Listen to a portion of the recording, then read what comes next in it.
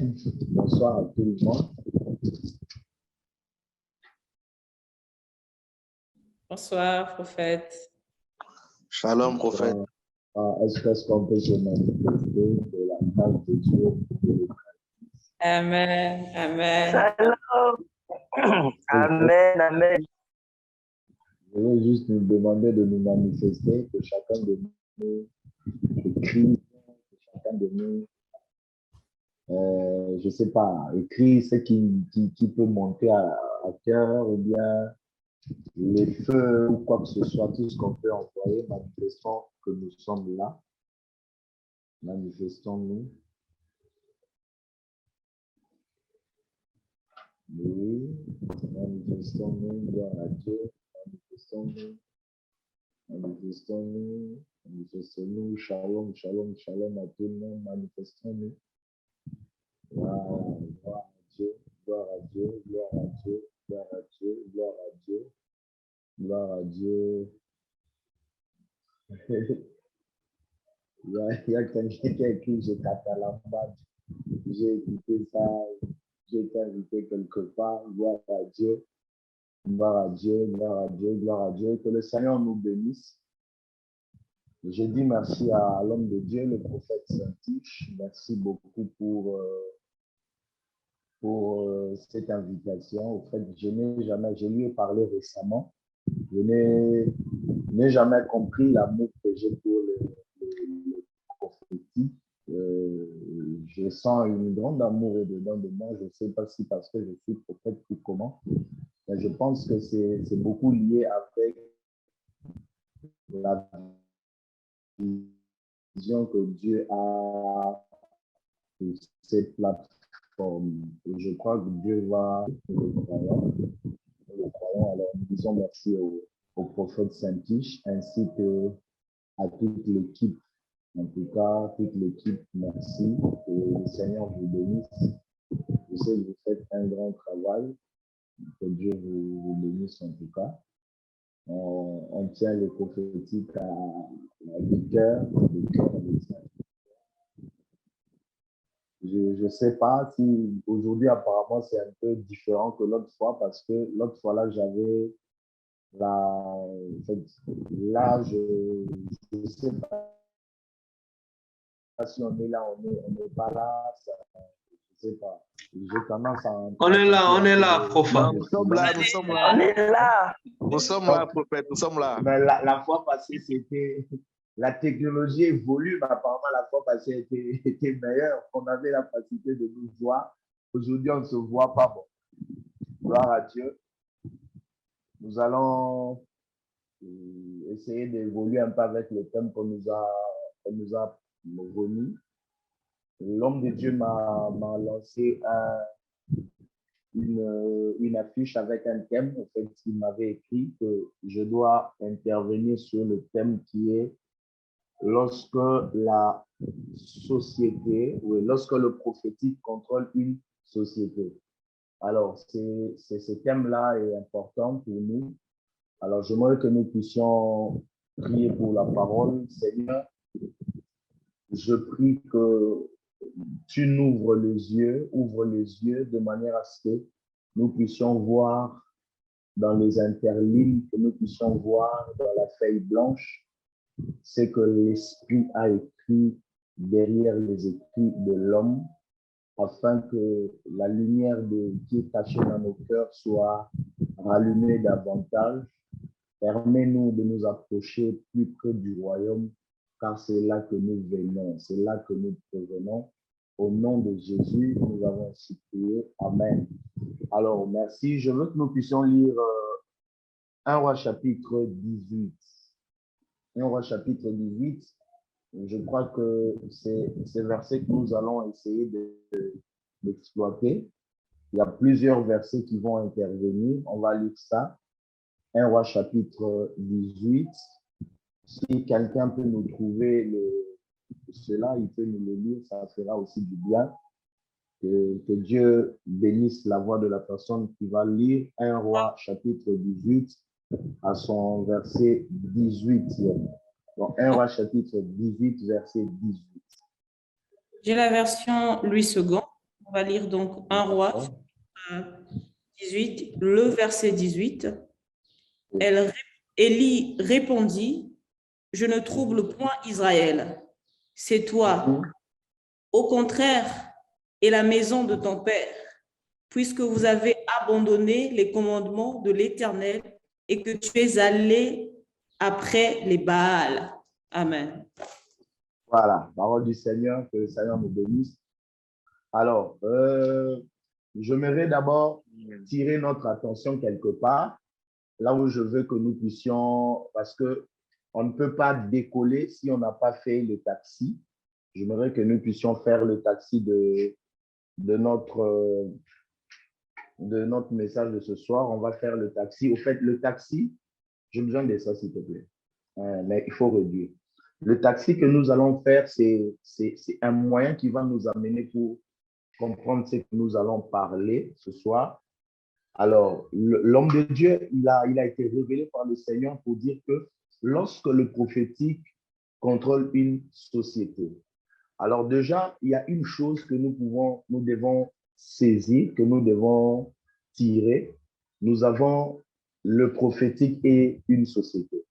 Alors déjà, pour un prophète, le prophète, avec quelque chose de précieux que Dieu l'a donné, vous allez remarquer, je n'ai jamais vu dans la Bible un prophète handicapé ou bien un prophète qui manque des bras. Pourquoi est-ce qu'il y avait une précision? Parce que le prophète doit avoir la précision sur ses deux mains. C'est-à-dire, un prophète de l'Éternel doit avoir ses deux mains, il doit avoir la main gauche et la main droite. Et dans la main droite, il doit avoir l'Église, et dans sa main gauche, il doit avoir la nation. Donc, c'est qu'un prophète doit d'abord tenir, il est prophète pour l'Église et il est prophète pour la nation. Et il y a la différence entre les nations et la nation. Alors, qu'est-ce qui se passe? L'Église de Jésus-Christ, c'est ce que le prophète est en train de tenir avec sa main droite, et la nation est soutenue par sa main gauche. Voilà pourquoi lorsque il y avait deux fois dans la parole de Dieu les oracles du Seigneur, le prophète annonçait sur l'Église, c'est-à-dire les royaumes du Christ, et il annonçait sur sa nation à laquelle il est sorti. Alors, déjà, quand on parle du prophétique, nous devons encore tenir une autre chose, c'est que le prophétique n'est pas la prophétie.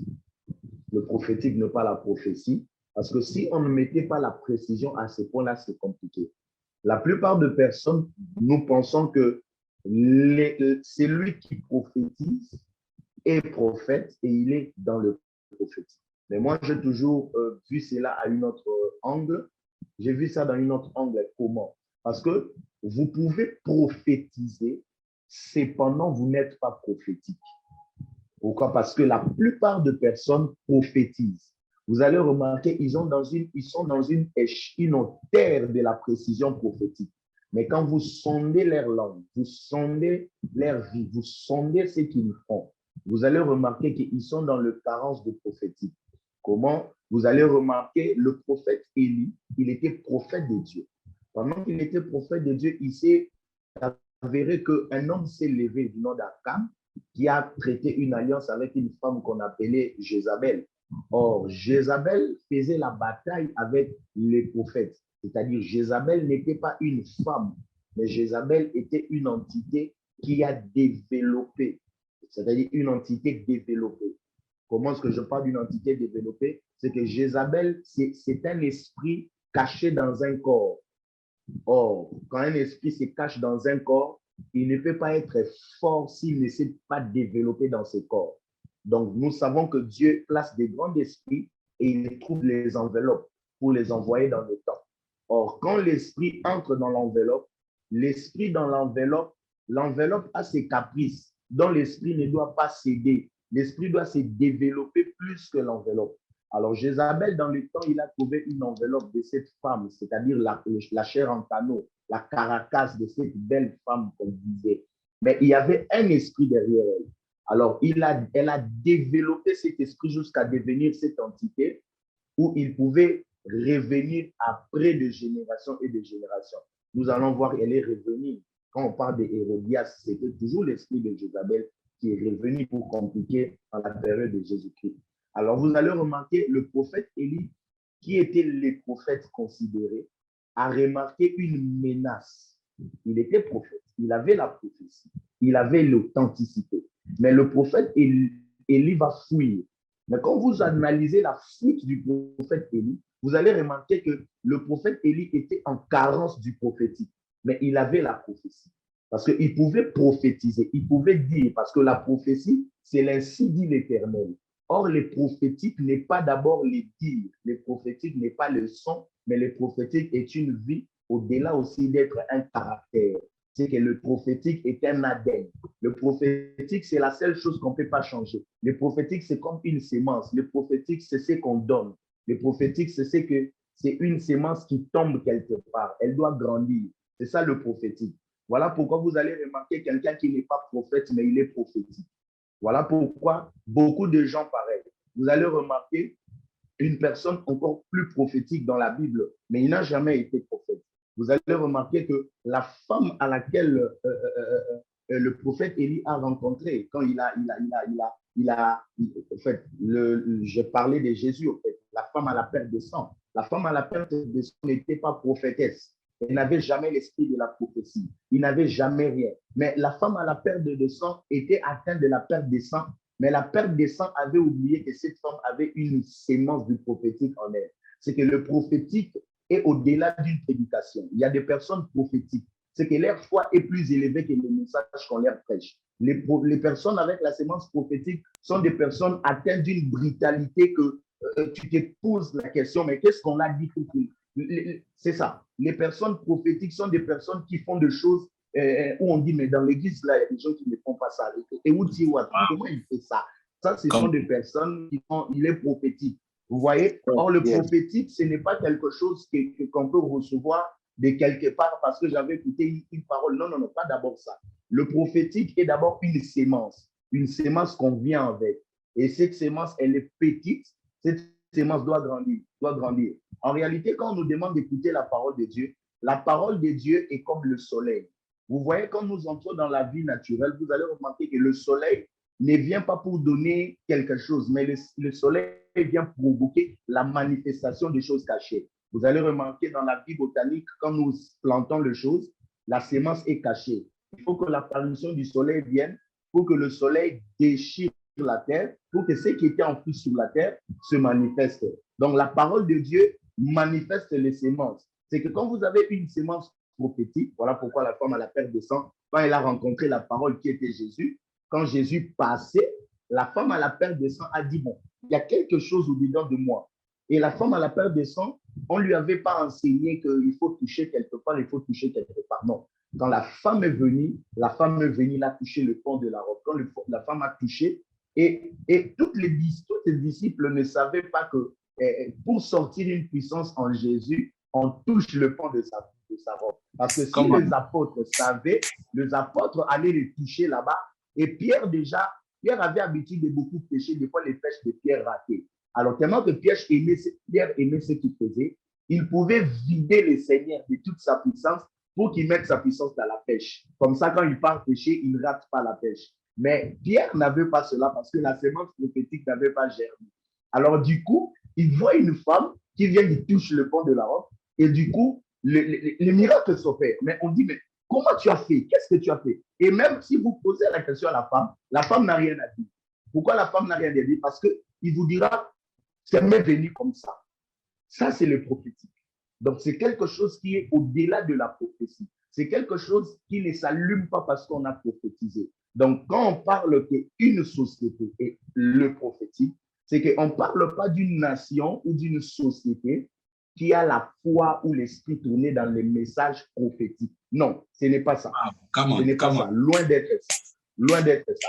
Alors maintenant, le vrai problème ici, ce n'est pas l'Église. Parce que le prophète doit avoir l'Église à la main droite, il doit avoir la nation. Or, la nation qu'on parle, cette nation-là est une société. Or, quand on descend dans le niveau de société, vous allez remarquer que chaque société a ce qu'on appelle les coutumes et les cultures. Exact. Alors, si chaque société a les cultures et les coutumes, c'est que le prophétique de cette nation-là ne peut pas être comparable aux esprits des coutumes de cette nation. Vous allez remarquer quelque chose. Lorsque le prophète Élie apparaît, il connaît que dans la nation juive, il y a quelque chose qui est comme une coutume. La coutume qui est là-bas, ça existe, que Dieu n'avait pas contredit la polygamie, Dieu n'avait pas... Il y a beaucoup de choses, beaucoup, dans la société israélite. Alors, quand le prophète Élie vient, vous allez remarquer il vient avec un esprit qui connaît d'abord les coutumes juives. Un problème que nous avons aujourd'hui, vous allez remarquer, nous venons avec une certaine audacité du Seigneur dans le domaine prophétique, mais nous ne connaissons pas les coutumes des sociétés qui sont attachées avec nous. Déjà, quand dans la vie prophétique, nous ne connaissons pas les coutumes de ceux qui sont attachés avec nous, c'est un problème. Vous allez remarquer une chose. Le prophète Élisée, quand il est venu, on lui a parlé de quelque chose. On lui a parlé qu'il a rencontré un groupe des enfants qui étaient en train de déboiser le champ. Ils ont perdu leur machette. Quand cette machette est partie, vous allez remarquer que le prophète Élisée n'a pas prophétisé. Parce que la prophétie, c'est l'ainsi dit l'Éternel. Mais or, dans la vie avec le Seigneur, nous devons aller au-delà des ainsi dits. Les ainsi dits, c'est lorsque la bouche doit parler. Mais au-delà de la bouche, nous devons entrer dans la dimension du pratique. Or, les prophétiques, c'est la seule dimension qui nous établit dans le domaine du pratique. Or, nous allons remarquer, nous sommes dans une dimension où les gens veulent parler. Or, vous allez remarquer, on parle, les gens croient. Cependant, il y a certaines choses qui attendent qu'on pratique. Or, le prophète, quand il arrive à cet endroit, il trouve qu'on a essayé de déboiser, mais la machette est tombée. Quand la machette est tombée, s'il disait ainsi dit l'Éternel, il ne va pas consoler ces gens. S'il disait ainsi dit l'Éternel que votre machette va remonter dans 4 secondes, il y a des gens qui ne vont pas croire. Et le prophète, qu'est-ce qu'il a fait? Il sait que les Juifs sont sortis d'une certaine coutume. La coutume est venue d'où? La coutume est venue avec Moïse. Comment est-ce que Moïse était en train de faire? Moïse les avait appris la vie du tabernacle. Dans le tabernacle, c'était la présence de Dieu, mais avec certaines pratiques. Or, ce pratique-là, qu'est-ce qui se passe? Les enfants d'Israël avaient tendance à offrir, c'est-à-dire qu'ils étaient habitués à voir quelque chose du tic au tac. Alors, le prophète va prendre quoi? Il va demander qu'on lui donne quoi? Un morceau de bois. Il prend le morceau de bois, il le jette dans l'eau pour que le morceau de bois remonte la machette. Or, quand vous regardez cela, vous allez voir que le prophète était en train de pratiquer. Il ne faisait pas la prophétie, mais il faisait les prophétiques. Comment il faisait les prophétiques? Parce que dans le prophétique, nous n'avons pas que la voix. Dans les prophétiques, nous avons les poussées. Dans le prophétique, nous avons la pratique.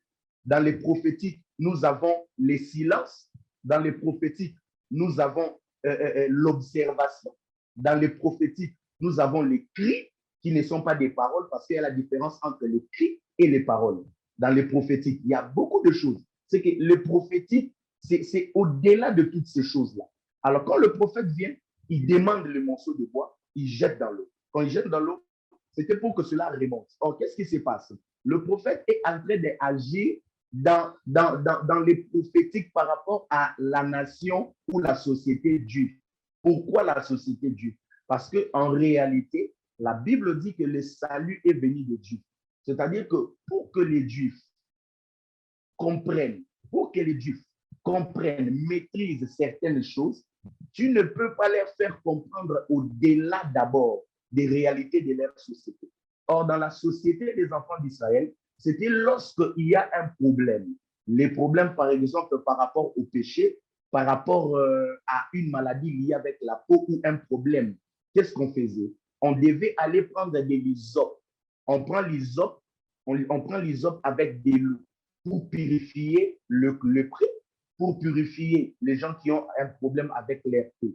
C'est-à-dire que l'eau était l'image d'un sérieux, de quelque chose de grave pour eux. Vous voyez? Donc, c'est-à-dire que quand ils voient de l'eau, pour eux, ils ont l'image et l'impression qu'il y a quelque chose de beaucoup de profondeur et quelque chose de très fort. Mais alors, quand la machette est tombée là-bas, c'est-à-dire pour eux, ils savent que ça, c'est quelque chose d'anormal.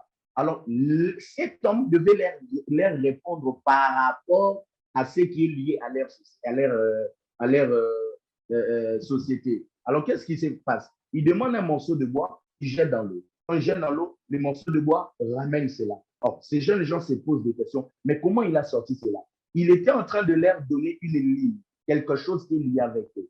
C'est-à-dire que vous voyez la lignée, la réalité de tout ce qui était de vous. Parce que si vous lisez la Bible parle que Dieu avait englouti la terre par l'eau avec la période de Noé. C'est que quand l'eau est tellement pleine, l'eau, personne ne peut l'arrêter. Il faut que vous soyez dans l'arche. Alors du coup, la machette est tombée sans l'arche, mais la machette est tombée. Mais cet homme vient, il jette le morceau de bois, il remonte cela. Du coup, ça les étonne.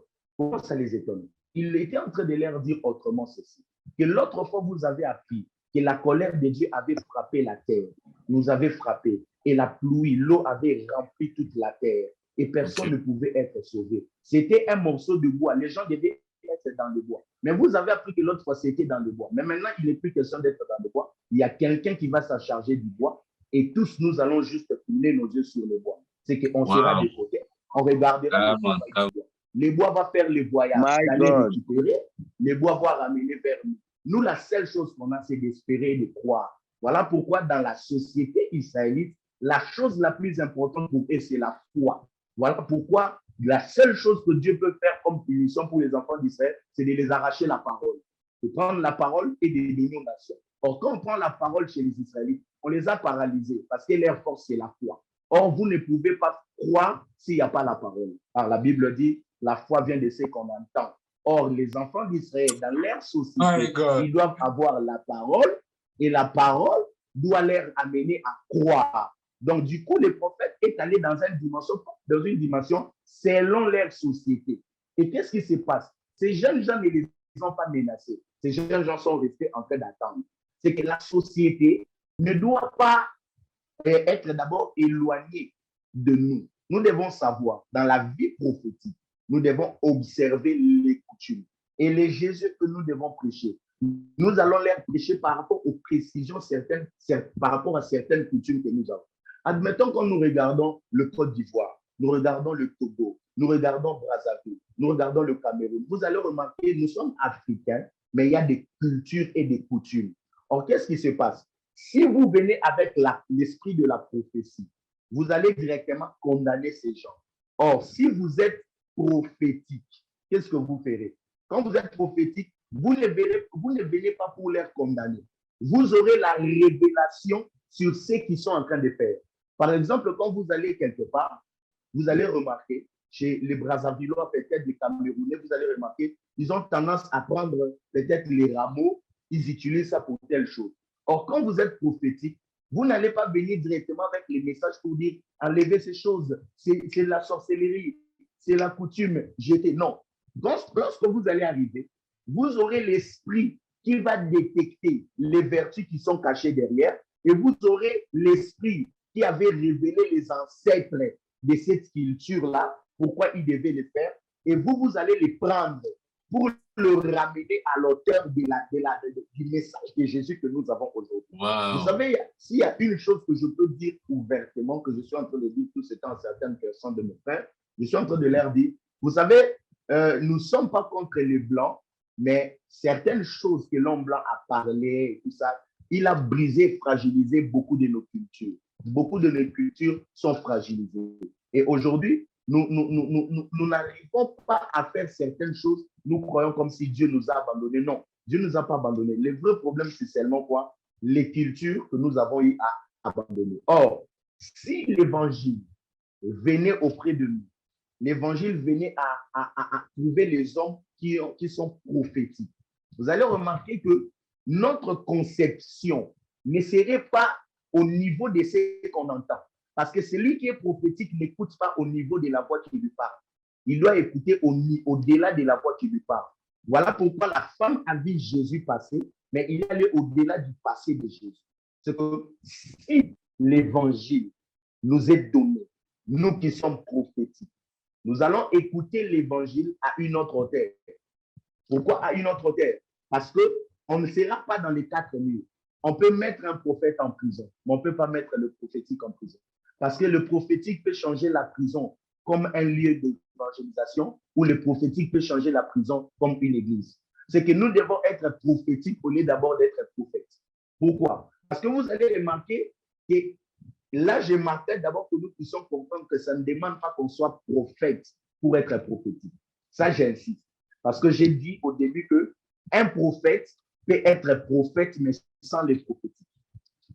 Pourquoi? Parce que vous allez remarquer, le prophète Élie, pendant qu'il était menacé par Jézabel, vous allez remarquer que le prophète Élie, à un moment, il a fui Jézabel. Quand il a fui Jézabel, il dit à Dieu, il dit, je suis resté le seul. Les autres sont en train de manger sur la table de Jézabel. Moi, j'ai fui. Moi, je ne suis pas là, etc. Mais vous allez remarquer une chose. Après quelques temps, regardez comment Dieu enseigne le prophète Élie. Il envoie un corbeau. Le corbeau qui apporte un pain. Le corbeau vient avec le pain. Il lui donne. Et qu'est-ce qui se passe? Le corbeau apporte le pain. Le corbeau apporte la viande.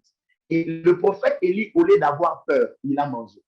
Mais qu'est-ce qui se cache derrière? Dieu était en train de dire à Élie, Élie, tu as préféré rester prophète, mais tu as perdu le prophétique.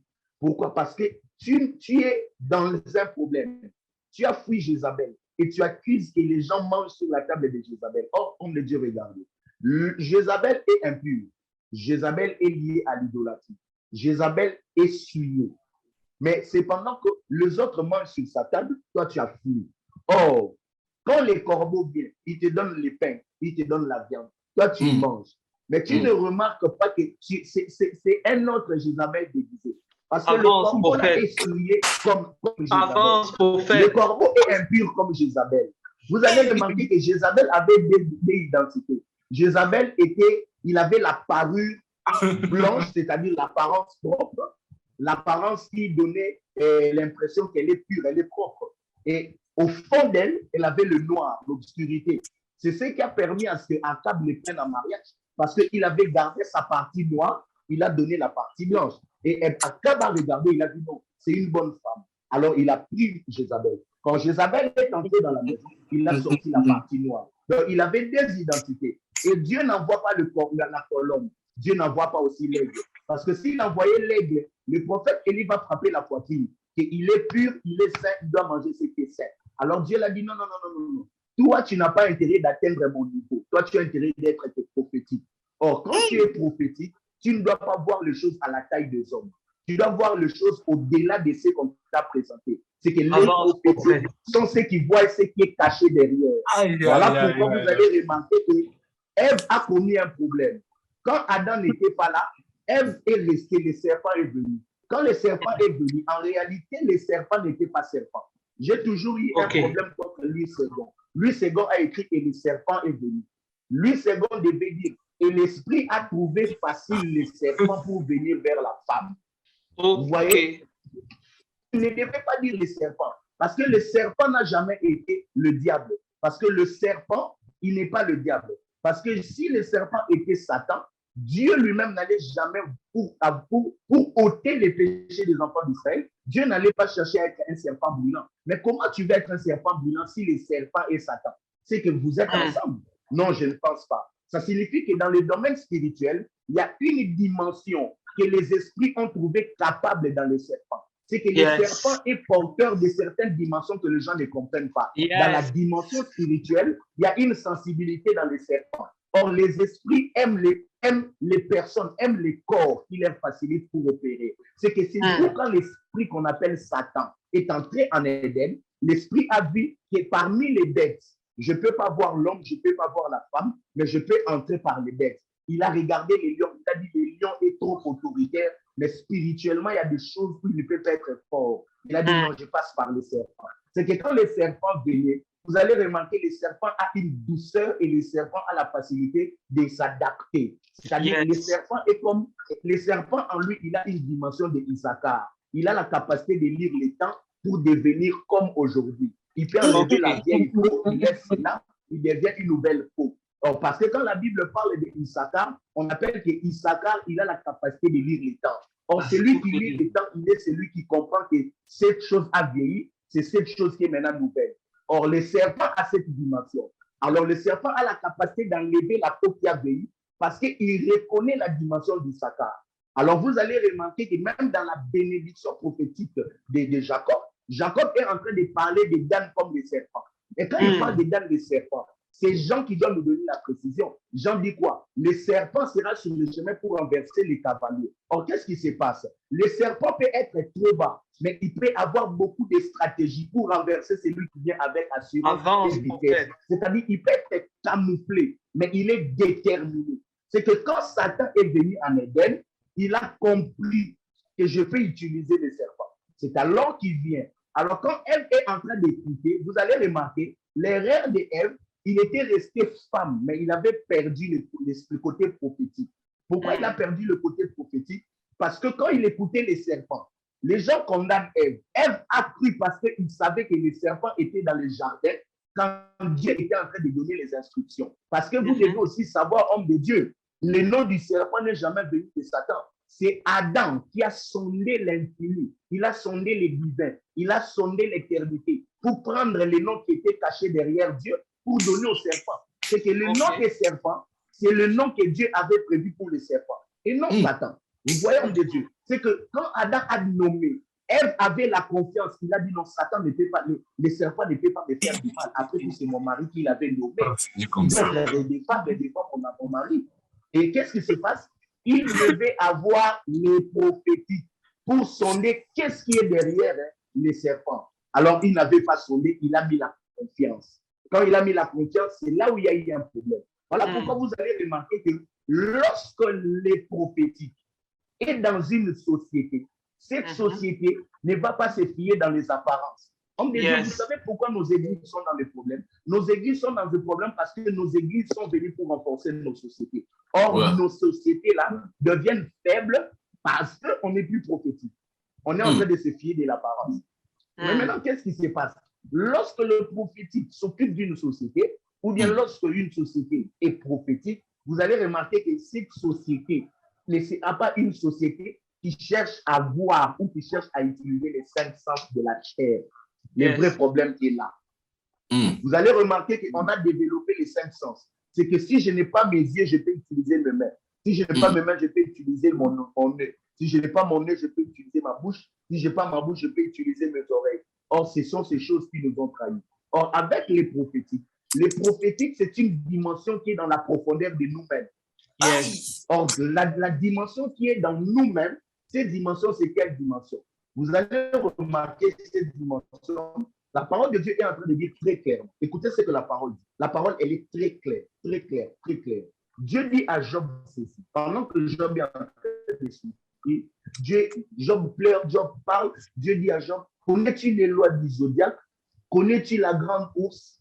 Nous-tu son pouvoir? Dieu lui pose des questions. Mais Job, quand Dieu lui pose cette question, Job devait savoir une chose. Job devait dire à Dieu, oui, je connais. Pourquoi? Parce que pendant que tu étais en train de créer toutes ces choses, j'étais avec toi. J'étais dans toi. Pourquoi? Parce que Dieu s'est représenté sur la terre comme Abraham. Si Abraham peut porter ses enfants sur son rein, c'est que Dieu aussi avait tous ses fils dans son rein. Pourquoi? Parce que regardez ce que Dieu fait à Abraham. Il lui montre les étoiles, il lui montre les sables, il lui montre une postérité spirituelle et une postérité physique. Or, si Abraham est capable d'être le père des étoiles, mais nous savons clairement dans la Bible que le père des étoiles, c'est Dieu. Donc, vous allez remarquer que si on peut appeler Abraham père de la foi, c'est que si on dit qu'il est le père de la foi, c'est qu'un père, c'est la source. Mais comment est-ce qu'Abraham peut être la source de la foi? Parce qu'Abraham ne peut pas produire la foi en moi. Abraham est l'école de la foi, mais il n'est pas la source de la foi. Abraham est l'école. Là où j'apprends la foi. Mais la source, ça doit être Dieu. Parce que la source, c'est le Père. Alors, vous allez remarquer que si Job recevait ces questions auprès du Seigneur, qu'est-ce que Job devait faire? Job devait dire non, je sais que pendant que tu créais toutes ces choses, j'ai été avec toi. Mais Job n'a pas dit ça. Mais si vous lisez toujours les livres de Job, la Bible dit pendant que Dieu créait, les fils de Dieu étaient là en train d'acclamer. Mais qui sont ces fils de Dieu? Ce n'est pas les fils de Dieu manifestés, mais ce sont les fils de Dieu qui sont dans la profondeur de Dieu. Donc, c'est que nous sommes venus de Dieu. Nous sommes venus de Dieu. On n'est pas sortis du monde. On est venus de Dieu. Regardez, la Bible dit, et Dieu dit que la lumière soit. Homme de Dieu, il y a quelque chose là. Regardez. Regardez que vous allez remarquer que Dieu et nous représentent de la même chose. Si vous prenez par exemple, je vais lire ça avec ma Bible ici. Si vous lisez Genèse chapitre 1, vous allez voir, la Bible dit, et Dieu dit que la lumière soit. Et Dieu dit que la lumière soit. La Bible nous dit quoi? Et la Bible nous dit quoi? Et la lumière fut. Mais homme de Dieu, si vous tous nous avons des mêmes Bibles, on achète ces Bibles. Regardez, quand vous prenez Genèse chapitre 2, écoutez, la Bible dit. La Bible dit ceci. Genèse chapitre 2, verset 4. Parce que quand vous lisez Genèse chapitre 1, la Bible dit, et Dieu dit que la lumière soit. La lumière fut. C'est écrit comme ça, homme de Dieu. C'est-à-dire, c'est écrit comme ça, non? Ouais. Maintenant, quand vous prenez Genèse chapitre 2, verset 4, écoutez ce que la Bible dit. Voici les origines des cieux et de la terre. Quand il fut créé, lorsque l'Éternel Dieu fit la terre et les cieux, aucun arbuste des champs n'était encore sur la terre et aucune herbe des champs ne germait encore. Vous allez remarquer qu'il y a une précision là-bas. On nous ramène par rapport à Genèse chapitre 1. C'est que quand Dieu parlait, quand il dit cela fit bien, rien n'était apparu. Yes. Il a aimé ça d'abord au-dedans de lui-même. C'est que Dieu ne fait pas paraître parce qu'il a dit c'est apparu. Au-dedans, dans sa profondeur, il est sûr que c'est bien, c'est d'accord, c'est comme ça. Il faut qu'il y ait un processus de temps. Parce que quand vous lisez, on dit aucun arbuste, on dit la parole elle est claire, c'est pas moi. Wow. La parole dit, la Bible dit, la parole dit, aucune herbe des champs ne germait encore, car l'Éternel Dieu n'avait pas fait pleuvoir sur la terre. C'est-à-dire, il avait déjà créé, mais il attendait quelque chose. La chose qu'il attendait n'était pas la prophétie. Il évoluait par rapport au mouvement prophétique. C'est que j'ai déjà déclaré. Mais ça, c'est le volume 1. Il faut que je parte au volume 2. C'est ça le prophétique. Le prophétique, c'est l'évolution. Le prophétique, c'est le chevauchement. Quand la société est liée au prophétique, cette société est attachée au chevauchement. C'est que même l'évangile doit connaître les chevauchements. Quand il n'y a pas les chevauchements, on est loin du prophétique. Vous voyez, Dieu a dit que la lumière soit. Il devait chevaucher. Il devait quitter de la volume 1 au volume 2. Quand il avance, la Bible dit quoi? Parce que Dieu n'avait encore pas fait pleuvoir. C'est que les prophétiques devaient l'amener au niveau qu'il fasse pleuvoir pour que quelque chose fasse quoi? Apparaisse. Donc, c'est réellement ça. Mais vous allez remarquer qu'aujourd'hui, nous, quand quelqu'un prophétise, il dit que la lumière soit, il s'arrête là. Mais il y a un problème. Voilà pourquoi notre société a un problème. Voilà pourquoi nos églises sont dans des problèmes. Voilà pourquoi nos églises, vous allez remarquer que aujourd'hui, dans nos églises, tout est sorcellerie. Tout est sorcellerie. Ouais. Tout n'est plus clair. Pourquoi c'est sorcellerie? Parce que nous avons un esprit qui est, voilà, par la Bible, c'est la prophétie. Ça, c'est la prophétie. Mais cette Bible n'a pas besoin de prophètes seulement. Non plus les évangélistes, non plus les pasteurs. Mais cette Bible a besoin du prophétique, a besoin du prophétique. Parce que si quelqu'un est prophétique, il va prendre cette Bible. Quand il l'ouvre, il dit, quand vous lisez Zacharie chapitre 1, la Bible est claire. La Bible, c'est pas Zacharie chapitre 1, je crois que c'est Zacharie qui dit ça. Je ne me souviens pas maintenant, mais il dit, je voyais un rouleau qui roulait sur la tête du peuple, mais ce rouleau était la malédiction. Comment est-ce que les rouleaux, quand Jésus est entré dans la synagogue, on lui donne les rouleaux. Il ne dit pas que les rouleaux a la malédiction. Mais Jésus demande les rouleaux. Si les rouleaux portent la malédiction, or celui qui s'attache avec quelque chose, il doit être maudit. Mais Jésus demande les rouleaux. Qu'est-ce qui se passe? Jésus savait que je peux utiliser les rouleaux, pas comme un homme, pas comme un évangéliste, pas comme un pasteur, pas comme un prophète, mais je vais aller au-delà. Je vais utiliser les rouleaux étant prophétique. La Bible dit dans le livre de Jean, quand Jésus est entré dans la synagogue, la Bible dit on lui remet les rouleaux du prophète Ésaïe. Or, les rouleaux du prophète Ésaïe, la Bible précise que c'était les rouleaux. Or, quand c'est les rouleaux, c'est que c'est vraiment roulé. Vous voyez? Or, Zacharie dit que je voyais un rouleau, c'est-à-dire c'était roulé. Ça volait sur les peuples. Et cela était la malédiction. Et quand Jésus entre, il dit, donnez-moi les rouleaux du prophète Ésaïe. C'est que le prophète Ésaïe, toute sa prophétie ressemblait d'abord à une malédiction. Pourquoi? Parce que Zacharie dit que quand les rouleaux est encore roulés, c'est une malédiction. Alors quand Jésus entre, il a dit, si je fais comme eux, je laisserai la malédiction sur la malédiction des autres. Qu'est-ce que Jésus fait? La Bible précise, Jésus déroula les rouleaux. Quand il déroula, il va dire que cette parole de l'Écriture s'est accomplie aujourd'hui. C'est que l'accomplissement d'une prophétie, c'est lorsque vous entrez dans la dimension prophétique, vous posez une acte qui dépasse les autres. Là, quelque chose s'accomplit. Mais chose bas, au lieu que Jésus laisse les rouleaux ouverts, Jésus a encore roulé les rouleaux. Ça signifie que Jésus est venu dérouler une parenthèse, il a encore roulé. Pourquoi? Parce qu'il ne veut pas que lorsque nous allons venir, que nous passons inaperçus. Il veut que nous puissions monter encore au-delà. Voilà pourquoi quand il a réuni les 12, il va dire quoi? Il va dire que je vous appelais autrefois fils, frère, mais maintenant je vous appelle amis. Ça signifie que j'ai besoin qu'à partir d'ici, vous mes amis, que vous continuez la marche.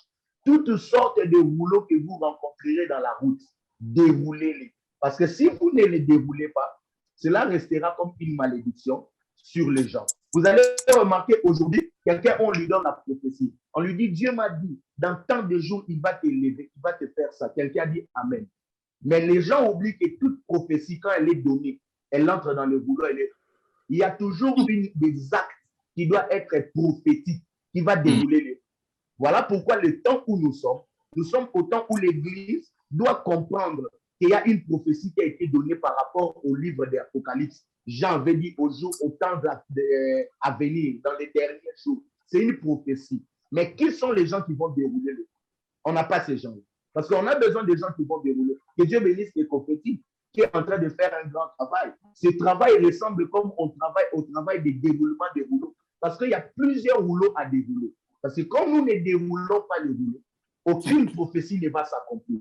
Pour que la prophétie s'accomplisse, il faut qu'on déroule un rouleau. Or, pour dérouler un rouleau, nous devons être d'abord prophétiques. Or, quand on est prophétique, on est animé d'un caractère qui n'est pas humain. On est animé d'un caractère de profondeur de notre esprit. Or, qu'est-ce qui se passe? Vous allez remarquer, quand on est très prophétique, il y a des choses qu'on peut faire, il y a des choses qu'on peut comprendre qui est compliqué.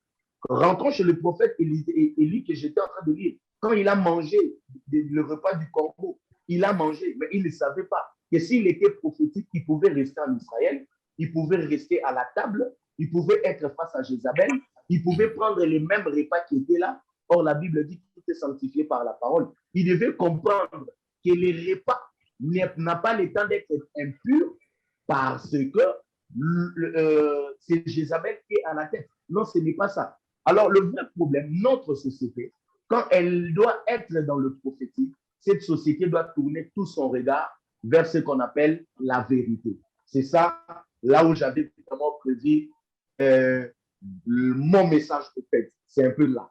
C'est là. Je vais un peu donner mon message là-bas. C'est que lorsque le prophétique s'occupe d'une société, c'est que cette société doit être animée d'un esprit prophétique qui est au-delà de ses sens, qui est au-delà de ses yeux, au-delà de ses nœuds, de sa bouche, de ses mains, de ses oreilles. C'est-à-dire que c'est un caractère qui est profondément au-dedans de nous. Or, si c'est un caractère qui est profondément au-dedans de nous, c'est qu'au-dedans de nous, là, la chose que nous devons chercher, c'est la vérité. Pourquoi je dis la vérité? Écoutez ce que la parole de Dieu dit. Jésus dit, or la vie éternelle, c'est de te connaître. C'est une longue phrase. Mais ce que j'aime, c'est quoi? La phrase peut être longue, mais la réponse est le début. C'est que la vie éternelle ne consiste pas à gêner, à prier, à faire quoi que ce soit. Mais la vie éternelle consiste à connaître, à la connaissance. C'est que quand la société est occupée par les prophétiques, cette société entre dans la profondeur de retrouver la vérité. Or, la vérité n'est pas celle qu'on trouve sur la terre. La vérité est celle qu'on trouve d'où nous venons. Or, la seule manière de retrouver d'où nous venons, c'est au-dedans de nous-mêmes.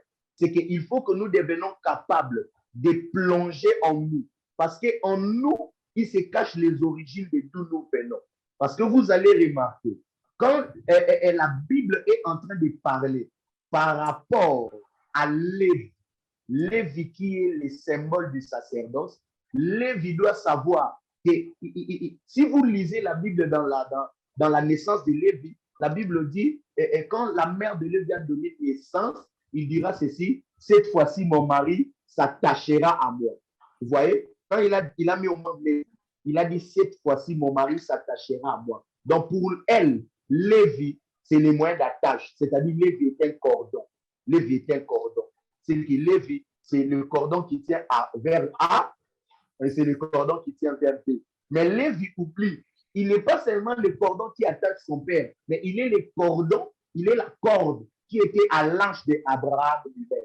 Parce que sur l'ange d'Abraham, parce que l'ange a besoin d'une ceinture. La ceinture, à cette époque-là, n'était pas comme ça, mais la ceinture est le langage de la corde. C'est que Lévi, depuis son origine, c'était la corde. Quand il regarde que c'est pas moi que j'ai rattaché papa et maman, c'est que prophétiquement, je suis la corde. C'est que je suis venu d'une corde. Si je suis venu d'une corde, c'est que ma position, c'est une hanche. Or, l'hanche est la partie qui sépare les hauts et les bas. Ça signifie que j'ai un ministère intermédiaire entre les bas et les hauts. Or, la Bible dit Dieu sépara les eaux d'en haut et les eaux d'en bas. Or, quand les eaux d'en haut et les eaux d'en bas sont séparées, nous avons la dimension de l'espace. C'est que Lévi est aussi la dimension de l'espace. Voilà pourquoi dans l'Apocalypse, la Bible parle d'un ange qui est descendu, dont ses pieds ne touchaient pas la terre et il ne montait pas. Il était que dans l'espace. Qu'est-ce qui se passe? Il était en train de faire les pratiques. Ce qui est là-bas au-dessus, il le fait passer en bas. Ce qui est en bas, il le remonte. C'est que quand on est prophétique, nous devons entrer au-dedans de nous, profondément en nous, pour aller découvrir c'est quoi notre identité. Qu'est-ce que je veux dire par là, homme de Dieu? Homme de Dieu, vous savez qu'on nous a prêché la délivrance des totems. Homme de Dieu, bon, je ne sais pas, je vais dire une chose, je vais dire ça ouvertement. On nous a prêché certaines choses. On nous a parlé dans votre famille. Vous avez les totems du lion, des grenouilles, de ceci, de cela. Oui, ce sont de bonnes choses. Ce sont de bonnes choses. Mais homme de Dieu, vous devrez savoir que depuis l'origine de toutes choses, Dieu ne nous a pas créés d'abord comme ça, sans pour autant nous donner une représentation dans le ciel. Vous allez remarquer, quand nous entrons dans la profondeur des zodiaques, la profondeur zodiacale, la Bible, elle est claire. Les zodiaques n'est pas satanique et sorcellerie. Quand vous regardez les zodiaques, ce sont des représentations célestes en forme d'animal. Or, nous, la Bible nous reconnaît comme les étoiles. Si nous sommes les étoiles, c'est qu'en d'autres termes, ces étoiles-là, c'est nous qui sommes nous. Vous allez remarquer, Jacob étant un homme spirituel, il ne bénit pas ses enfants à la dimension de la terre. Il est en train de bénir ses enfants comme des étoiles. Il sait que les étoiles sont des figures d'animal. C'est qu'il y a des bénédictions qui sont totémiques. Il dit à Judas, Judas, je t'ai donné le nom de Judas parce que tu es sur la terre. Mais Dieu te reconnaît comme un lion. Ton étoile est sa représentation dans le ciel. C'est Léo, c'est le lion. C'est que quand il descend, il appelle encore un autre de ses fils. Au lieu de lui donner une bénédiction liée avec les champs, pour lui dire, toi, tu es le mangué. Il dit, je ne peux pas donner les mangués parce qu'au ciel, il n'y a pas de représentation de mangue. Au ciel, là-bas, il y a des étoiles en figure d'animal. Il dit, toi, tu es le serpent. Mais vous allez remarquer, en réalité, notre position spirituelle, nous avons des représentations animales. C'est alors que vous allez remarquer, derrière nous, nous avons certaines puissances en nous qui est comparable à certains animaux. Vous allez remarquer, il y a certaines personnes qui sont autoritaires. Spirituellement, il a la figure d'un lion. Jésus lui-même, quand il vient, au lieu de se présenter, il se dit, il est le fils de Dieu. Mais au-delà des fils de Dieu, il dit encore, il est l'agneau. Mais comment tu ne veux pas rester un homme? Tu préfères te présenter encore dans la dimension des animaux. Parce qu'il savait que là, dans le ciel, sa naissance a intervenu par rapport à une période qui était liée avec le signe du bélier. Or, le signe du bélier, c'est le signe de celui qui doit être, celui qui doit faire le travail qu'on appelait le service d'Azazel. Or, le service d'Azazel, c'est l'animal qui doit porter le fardeau des autres.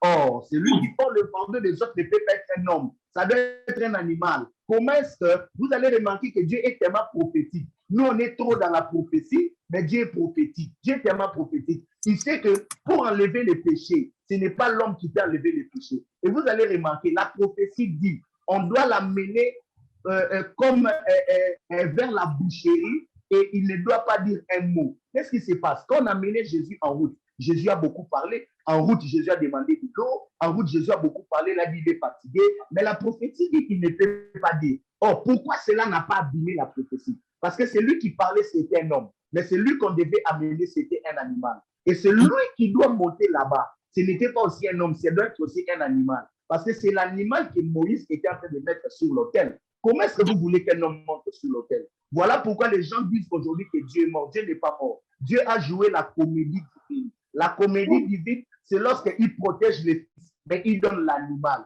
Voilà pourquoi vous allez remarquer, même dans la vie de la maison de Jacob, dans la maison de Jacob, qu'est-ce qui se passe? Quand les enfants de Jacob voulaient tuer Joseph, ils ont dit, Joseph est notre frère. Si on les tue, nous sommes les étoiles d'en haut. Nous sommes les étoiles. Si on les tue, il y aura un trou dans le ciel. On ne peut pas les trouver parce que si on les trouve, le ciel sera vide. Si on trouve Joseph, le ciel sera vide. Parce que Joseph est une étoile. Si on trouve Joseph, le ciel sera vide. Alors pour qu'il n'y ait pas de trou au ciel, on doit garder Joseph. On peut l'envoyer près de l'homme et qu'il reste une étoile. On doit prendre une brebis, on doit le tuer. On a tué une brebis et Joseph est resté en vie. C'est qu'au-delà de ce que nous sommes, nous avons des dimensions et certains pouvoirs que Dieu a mis au-dedans de nous. Quand vous entrez à la précision, à la profondeur, vous allez remarquer que celui-ci est comme un lion. Celui-ci est comme un léopard. Celui-ci est... Or, comment est-ce que le diable peut utiliser quelque chose comme totem à son avantage par rapport à Dieu? Le diable ne peut pas utiliser ça. Vous allez remarquer qu'aujourd'hui, nous sommes entrés dans certains évangiles trop bas, où quelqu'un dit, totem à famille Labisso, c'est notre totem, je coupe la tête du lion. Je coupe la tête du lion, cependant, c'est lui qui t'a créé dans la constellation du lion.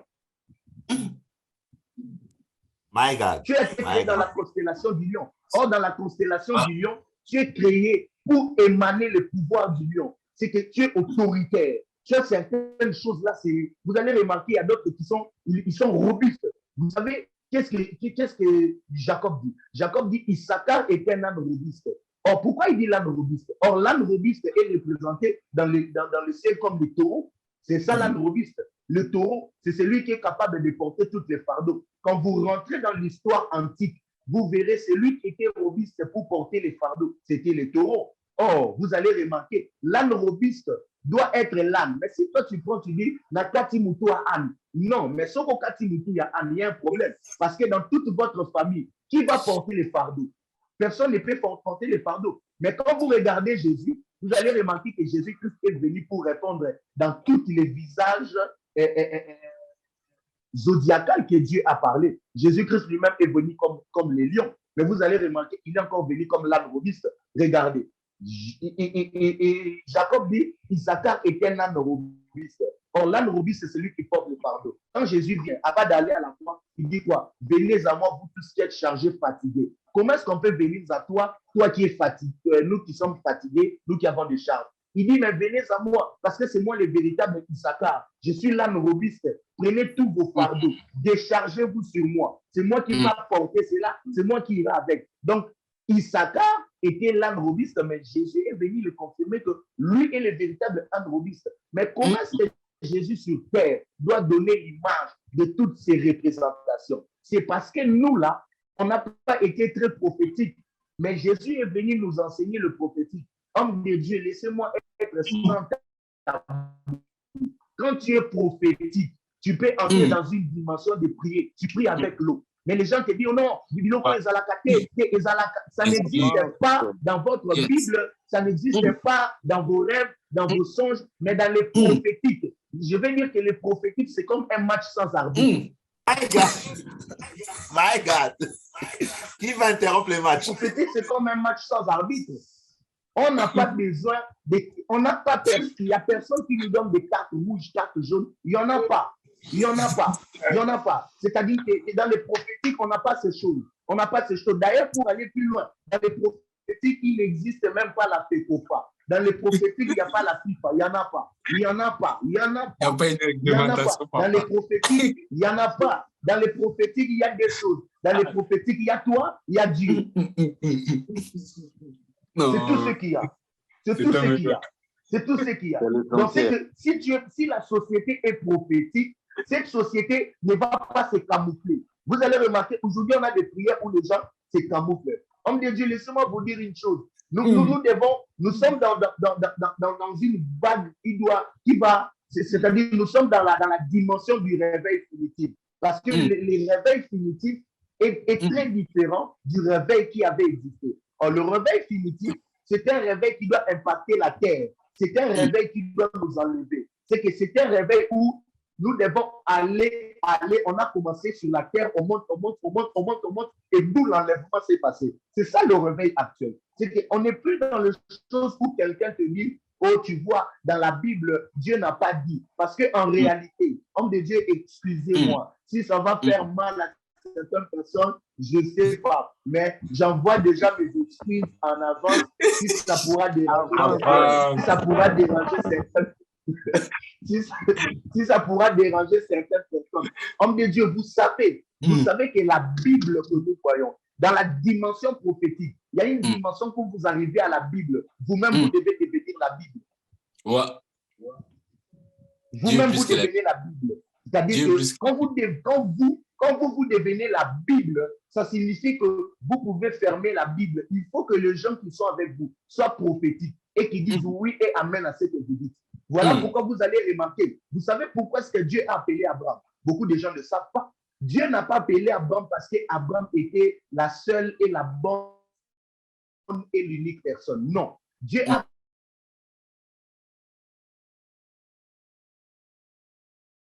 appelé Abraham parce que chez les idolâtres, ils ont toujours une angle. Les idolâtres ne sont pas des gens qui réfléchissent. Les idolâtres sont des personnes qui disent oui, amen à celui à terre. Il a dit, je ne peux pas les commencer sur les gens qui croient, sur les gens qui sont religieux. Je vais sortir une famille des idolâtres. Et c'est là que je vais commencer quelque chose. Vous allez remarquer une chose. Regardez ce que Dieu va faire. Dieu va dire à Jonas de prendre le bateau, d'aller prêcher à Ninive. Qu'est-ce qui se passe? Jonas prend le navire, il va à Tarsis. Quand il va à Tarsis, regardez la comédie de Dieu. Dieu est très prophétique. Dieu, dans la dimension prophétique, il sait que Jonas est poli. Jonas ne peut jamais refuser la mission. Dieu choisit Jonas parce qu'il sait que Jonas allait directement à Ninive, il ne va pas aller. Mais s'il choisissait Élie ira directement parce qu'Élie aime démontrer.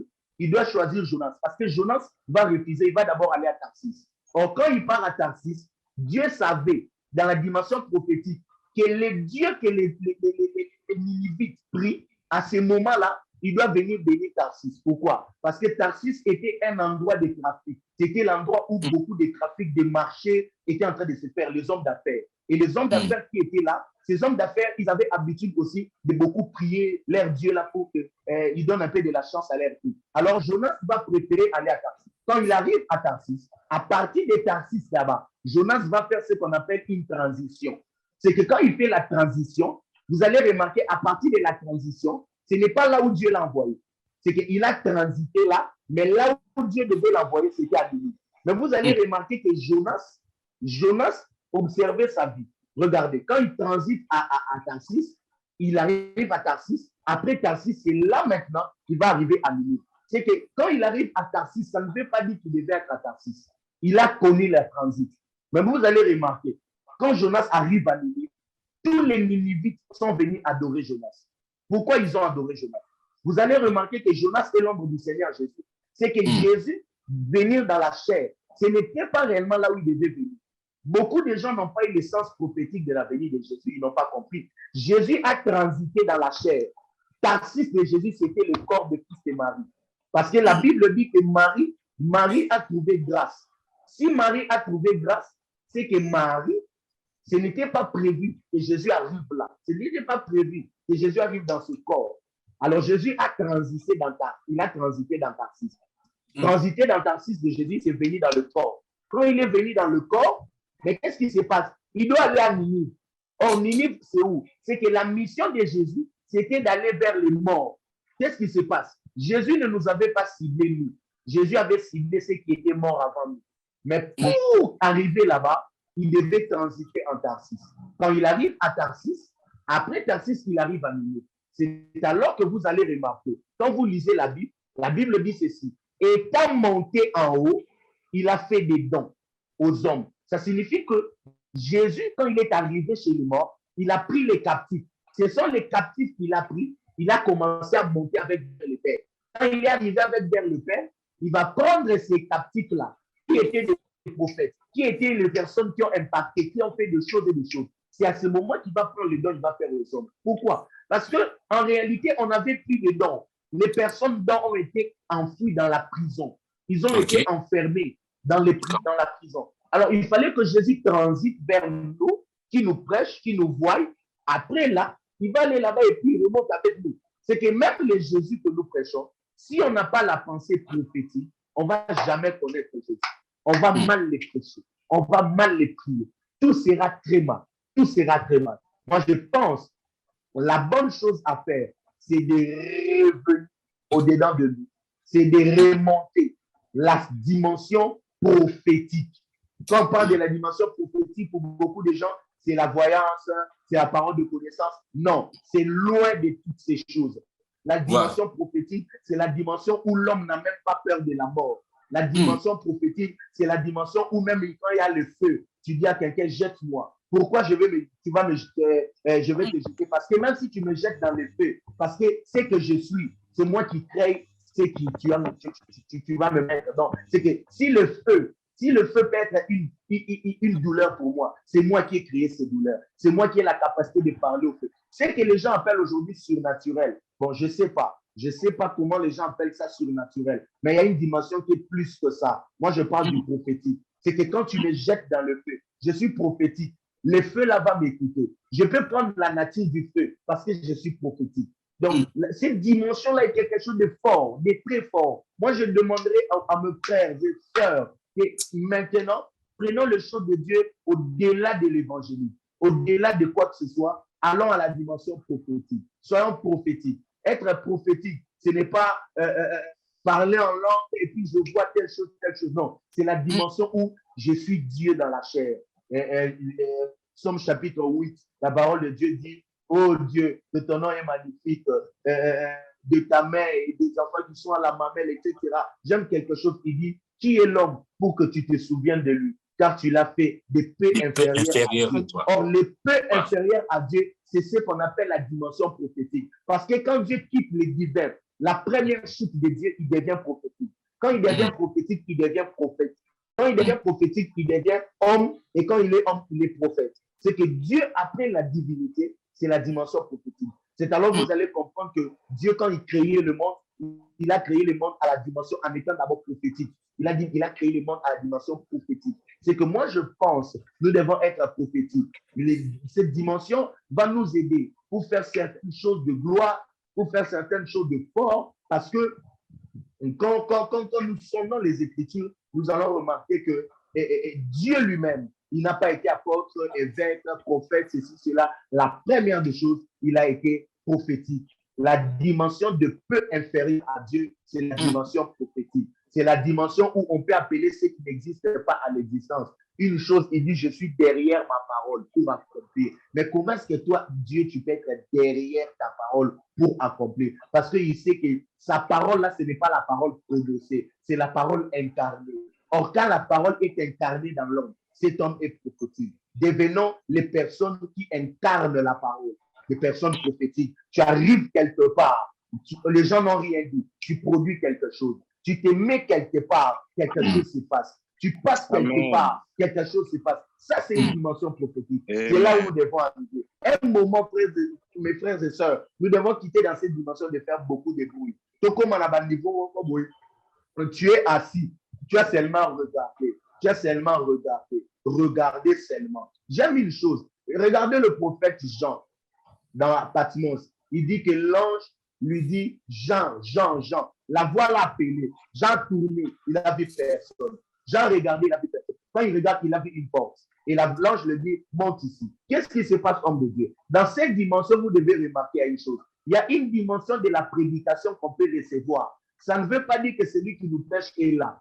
Parce que l'ange l'appelait, la voix était là, mais l'ange n'y était pas. Quand Jean a voulu voir l'ange, l'ange l'a dit, là-bas, je ne peux pas descendre. Parce que là où je suis, je ne peux pas descendre. La seule chose à faire, c'est de toi, force-toi d'arriver là où je suis. C'est qu'il y a une porte qui est ouverte dans cette période ici, que nous devons faire l'effort de monter. Pourquoi? Parce que là, c'est là qu'il y a une dimension que nous devons opérer avec. À cette période ici, soyons au-delà des paroles évangéliques, soyons au-delà de l'Apocalypse, soyons au-delà de tout ça, entrons dans la dimension des paix inférieures. C'est-à-dire parce que quand vous êtes paix inférieure, vous êtes proche à être enlevé.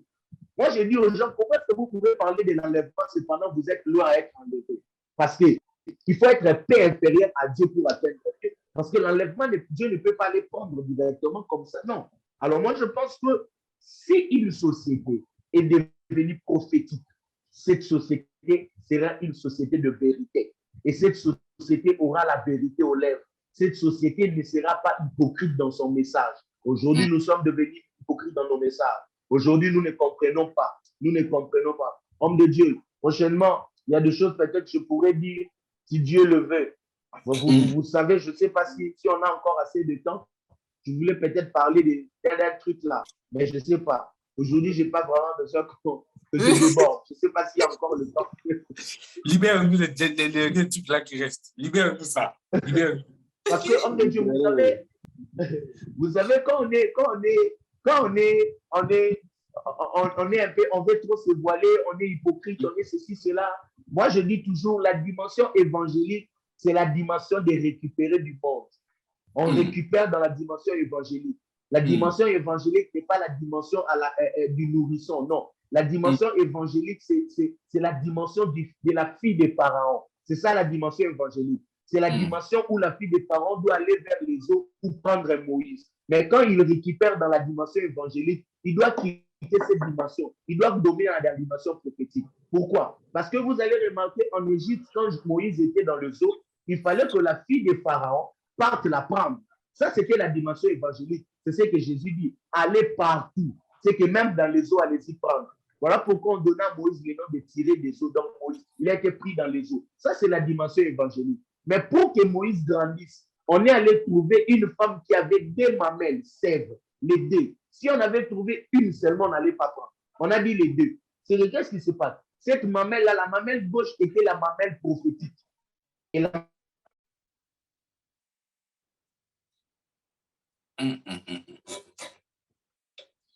C'est fort. Le son passe plus. Attendez. La connexion n'est plus prophétique.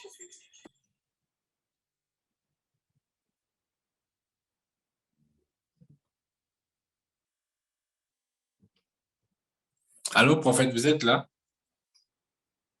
Je pense qu'il y a un petit problème de connexion.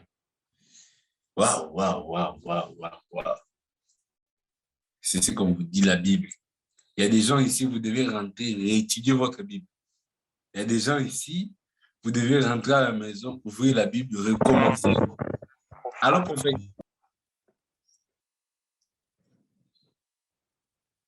Je pense qu'il y a un petit problème de connexion. Il est là. Ah, prophète. Ah, waouh.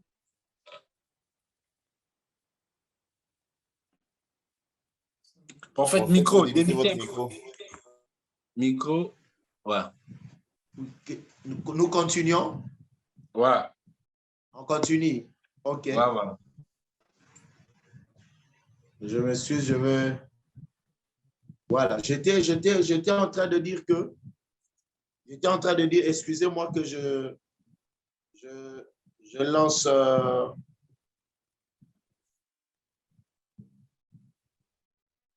Voilà.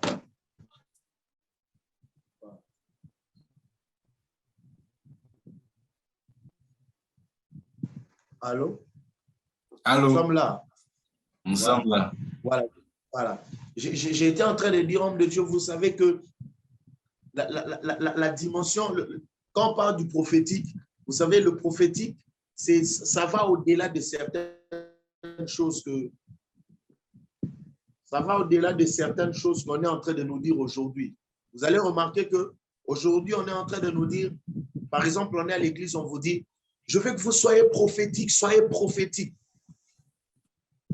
Je ne sais pas si les sons est 5 sur 5. 5 sur 5. Voilà. Soyons prophétiques, soyez prophétiques, soyez prophétiques. Mais vous allez remarquer, quand on dit soyez prophétique, là, les gens vont commencer à parler en langue. Alors moi personnellement, c'est quelque chose qui me bouge. Je dis, mais on ne comprend pas les langages. Mais quand on entre dans la réalité du prophétique, vous allez remarquer que la seule chose qui nous manque à ces temps-ci pour manifester la promesse du réveil qu'on nous avait donné, c'est le prophétique. Je vais dire quelque chose. Vous savez, quand on lit dans la parole de Dieu, la Bible nous parle dans le livre de Galates qu'aussi longtemps qu'un héritier est encore enfant, il est diffère de l'esclave. Vous devez savoir que Dieu qui nous a fait la promesse ne va pas venir nous brutaliser pour qu'on accomplisse. Dieu attend qu'on grandisse. Oh, homme de Dieu, la dimension de grandir. Grandir, c'est la dimension d'avoir la maîtrise. C'est ça, grandir. Grandir, c'est la dimension d'être là où le mal s'est fait, mais toi, tu ne fais pas le mal, mais tu interdis aux gens de faire le mal. C'est ça, grandir. Vous voyez, la dimension de grandir, c'est la dimension où même les parents sont prêts à te laisser le danger. Parce que vous allez vous souvenir quand on était enfant, on te dit, on ne va pas t'envoyer d'allumer le feu. On ne t'envoie pas. Mais quand tu as grandi, on te laisse d'allumer le feu. Mais autrefois, le feu qu'on te disait, c'est dangereux. Mais aujourd'hui, on te laisse avec les dangereux. C'est que Dieu aussi, quand nous grandissons, il nous donne la capacité. Nous voyons cette capacité. Les dangers d'hier, nous devons être devant cela. Quelque chose que j'allais dire, vous savez, même quand vous regardez l'aspect de ce qu'on appelle péché, vous allez remarquer une chose. Regardez, dans la vie du roi David, David a eu à faire quelque chose que lui-même n'a pas su. C'est ce que j'ai demandé la permission, je ne sais pas. Libère-nous.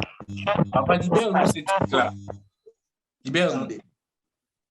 Regardez une chose. Regardez David. La Bible dit que David était en guerre.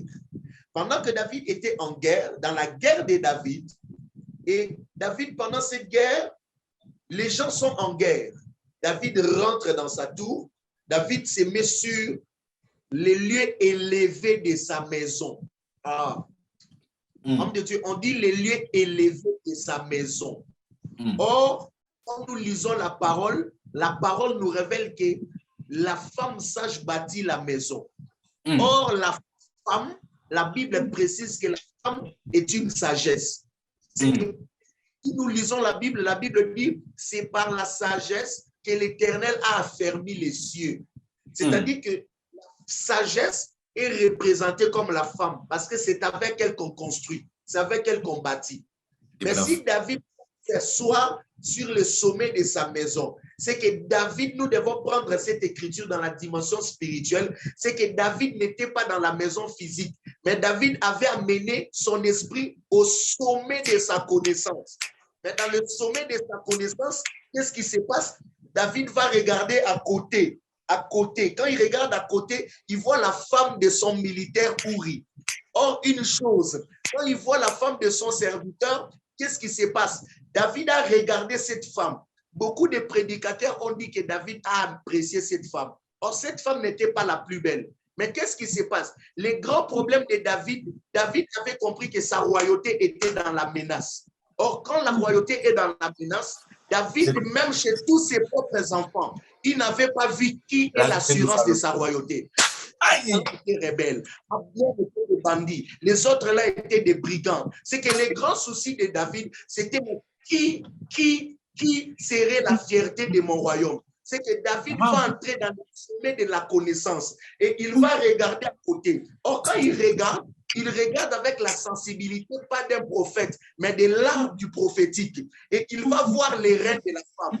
Il voit dans les reins de la femme, il voit que les reins de cette femme portaient une étoile. Or, qu'est-ce qui se passe? Si son militaire donner à cette femme la grossesse, automatiquement, c'est lui qui renversera le trône de David. Ça sera le fils de son militaire. Et qu'est-ce que David va faire? David va prendre cette femme.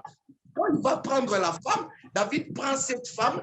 Directement, David va mettre sur l'étoile. Parce que sur l'étoile, David va ajouter la sémence royale. David a seulement ajouté. Et qu'est-ce qui se passe? Quand il met cela, automatiquement, pour la première fois, regardez, ça va sortir comme le péché. Ça va sortir. Homme de Dieu, ma voix est bien entendue. Ça va, ma voix, ça va? Oui, ça va. On est choqué, mais c'est clair.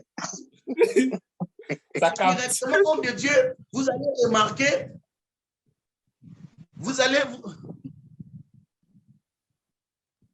c'est normal? C'est bon. Oui, on vous reçoit. Vous allez remarquer, cette femme va donner naissance à un enfant. Quand il donne naissance à un enfant, qu'est-ce qui se passe? Vous allez remarquer que cet enfant va mourir. Vous voyez? Quand cet enfant meurt, mais les gens ont dit que cet enfant, Dieu a frappé, c'était les péchés, c'était un enfant qui est venu, ça n'a pas respecté les choses, ceci, cela. Et David va se retrouver dans le deuil en train de pleurer cet enfant. Mais pourquoi David pleure cet enfant? David est en train de regarder. David est en train de réfléchir. David est en train de voir ce qu'il avait vu ce jour-là. Et David est en train de s'inquiéter. David se pose des questions. Vraiment, j'ai accepté ces hauts risques afin d'avoir cette étoile pour assumer ma royauté. Mais qu'est-ce qui se passe? David était vraiment dans le deuil. Or, vous allez remarquer ceci, homme de Dieu. Non. Est-ce que le son, vous allez remarquer ceci, homme de Dieu. Remarquez que ce que David avait fait, c'était quelque chose prophétique. Quand le prophète est venu, le prophète a condamné la chose parce que le prophète est venu avec la prophétie. Mais tellement que Dieu est dans les prophéties, vous allez remarquer ceci. Les mêmes Dieu ne les sépare pas. Les mêmes Dieu les laisse encore ensemble. Pour qu'ensemble, ils donnent naissance à un enfant qu'on appelle Salomon. Mais regardez comment est-ce que Dieu est venu donner une vérité. Dieu donne une vérité. Regarde comment Dieu donne la vérité. Dieu vient donner la vérité. Dieu tellement qu'il est prophétique, il a déjà tout achevé. Et directement, l'apôtre Paul va venir, il va dire que le premier n'a jamais été spirituel, mais le deuxième est spirituel. Donc, c'est que l'acte que David avait posé, Dieu est venu arranger cela. C'est que cet acte que David avait posé, c'était un acte lié avec la chair. Mais David devait refaire la deuxième pour que l'enfant qui va sortir soit le roi. Et vous allez remarquer que c'est lui qui a assuré la royauté de David. C'était cet enfant-là qu'on appelle Salomon. Et c'est Salomon qui était l'enfant que Dieu a aimé et que David a aimé. Qu'est-ce qui se passe? David, quand j'ai cherché David dans les Écritures avec ces choses, David est en train de me dire que cet acte-là, c'était ce qu'on appelait, permettez-moi les thèmes, ça me vient comme ça en esprit, les péchés prophétiques. Moi d'appeler ça comme ça. Qu'est-ce qui se passe? Non, c'est fort. David. C'est que David a commis quelque chose, mais il n'a pas fait ça dans sa chair, mais dans son esprit. Il avait vu que dans le sein de cette femme-là, il y a la royauté, il y a quelque chose de bon. Au lieu que mon militaire soit mon propre danger, je vais prendre seulement la matrice de mon militaire pour affermir ma royauté. C'est alors que vous allez remarquer, aujourd'hui, je ne dis pas aux gens d'aller faire le péché, s'il vous plaît. Ne péchez Je n'ai pas. pas dit ça. Je n'ai pas dit qu'on Ne doit péchez point. Même prophétiquement, ne péchez pas. Ne péchez pas. Ce n'est pas ça. Je suis là.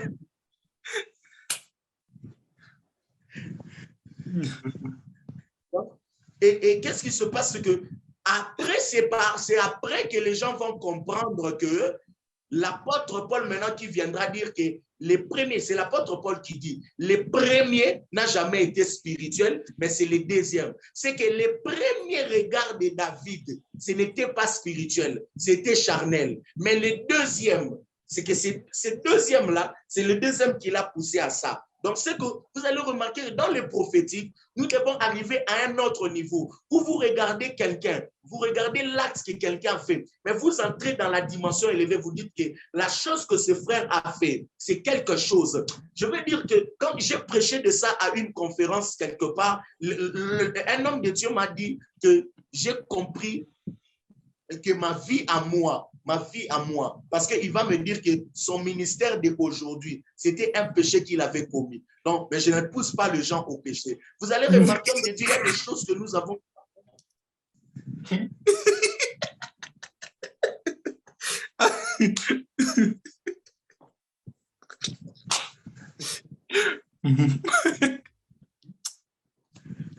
Non, c'est fort.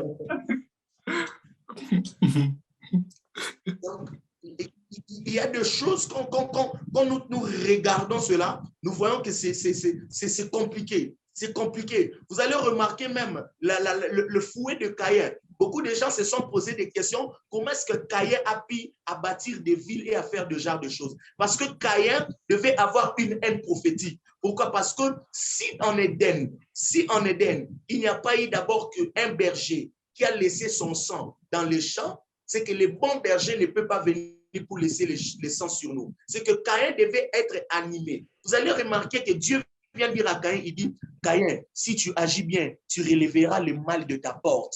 C'est que Caïn doit bien agir. Comment Caïn doit bien agir? Mais Caïn est allé jusqu'à toucher la vie de son frère. Vous allez regarder dans toute la Bible, Dieu, je m'excuse, a marché avec nous d'une manière prophétique. C'était que les prophétiques sur les prophétiques, le prophétique. Et ces prophétiques-là, c'est au-delà de la prophétie. C'est que vous allez remarquer quelqu'un qui vous dit, oh non, moi je ne veux pas prier avec telle chose, telle chose, telle chose. Moi je me souviens, je suis allé dans une église chez un pasteur où je venais avant d'être là et un jour il priait pour une maman. Il prie pour la maman qui avait un problème de conception et il entend Dieu le dire, dit à cette maman d'aller se laver avec le détol. Le détol, c'est une liquide là antiseptique. Le jour où j'ai vu cette maman enceinte, j'ai dit au pasteur, mais pasteur, ça c'est quel... Comment est-ce que quelqu'un peut se laver du détol et la stérilité s'enfuit? Qu'est-ce qui se passe? Dieu ne regardait pas les détols, mais Dieu regardait les vertus qui sont derrière les détols, accompagnées d'une dimension spirituelle élevée. Qu'est-ce qui se fait? Vous allez remarquer que même quand le prophète Élisée est en train de demander à Naaman d'aller se jeter dans l'eau, en réalité, pour être purifié de la lèpre, on ne devait pas se jeter dans l'eau. Or, qu'est-ce qui se passe? Même le général a dit, mais tu ne peux pas me demander d'aller le faire. Or, qu'est-ce qui se passe? Le prophète n'était plus dans la dimension du prophète. Il était allé dans la dimension des paix inférieure de Dieu. Or, quand on est dans la dimension paix inférieure de Dieu, nous donnons le mouvement aux choses comme nous les voulons. Or, au temps où nous sommes, quelqu'un peut prendre de l'eau. Il prie pour l'eau. Il prie pour l'eau. Il prie pour l'eau. Il prie pour l'eau, il prie pour l'eau. En priant pour l'eau, il peut dire que cette eau est devenue telle chose. La chose aussi peut ressembler à cela. Mais on n'arrive pas à le faire parce que pour nous, nous savons que non, Dieu nous a dit ceci, Dieu a fait cela, Dieu a fait cela. Le vrai problème réside au niveau où notre foi à nous. Je ne sais pas si, homme de Dieu, vous me permettez d'ajouter un petit truc que je vais ajouter.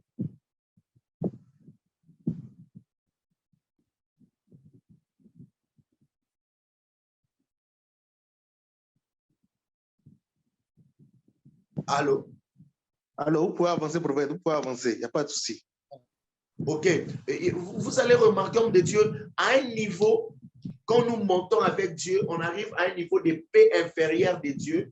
C'est que je pense que je dois seulement lire ça. Permettez-moi seulement de lire ça. Parce que ça va nous aider. Nous allons voir que c'est ce qui est écrit. Je vais lire Hébreux chapitre 6. Hébreux chapitre 6. La parole de Dieu dit ceci.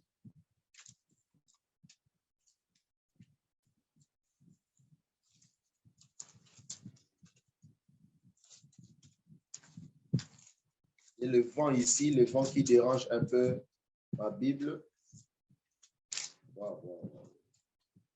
Voilà. Hébreux chapitre 6.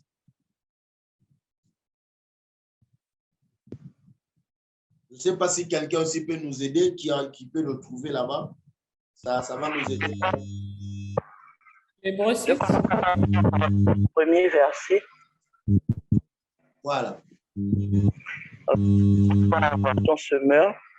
C'est pourquoi ne nous attardons pas aux notions élémentaires de l'enseignement relatif à Christ. Attendez. Écoutez ce que la parole dit. La Bible dit, c'est pourquoi ne nous attardons pas. Ça signifie que, en d'autres termes, ça signifie ne nous retardons pas, ne restons pas longtemps. Évolue, ma soeur.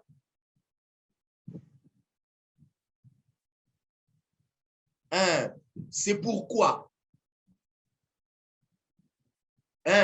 On nous a balancé cela, c'est parti encore. Donc, je vais continuer. Dans Hébreux 6, le verset 1, c'est pourquoi, moi je suis dans la version Louis II, c'est bien. Laissons les éléments de la parole de Christ tendant à ce qui est parfait, sans poser de nouveau le fondement du recensement. J'aime beaucoup ça. Il dit, sans pour autant poser encore des fondements. Ça signifie, ça c'est l'apôtre Paul qui parle. Il dit, c'est pourquoi laissons les éléments de la parole. Quand on parle de cette parole-là, on parle des paroles élémentaires de Christ. Or, dans la parole élémentaire de Christ, vous allez remarquer, si vous continuez dans ces versets, on est en train de les citer. On cite, on dit quoi là-bas, ma soeur? Donc, au nouveau, poser de nouveau le fondement du renoncement des habitations et de l'imposition de mer et de la résurrection de mort. De la foi en Dieu, de la doctrine du baptême, de l'imposition des mains, de la résurrection des morts et du jugement éternel. Voilà. Qu'est-ce qui se passe? Ces choses qu'on a énumérées, c'est ce qu'on appelle les éléments élémentaires de la parole du Christ.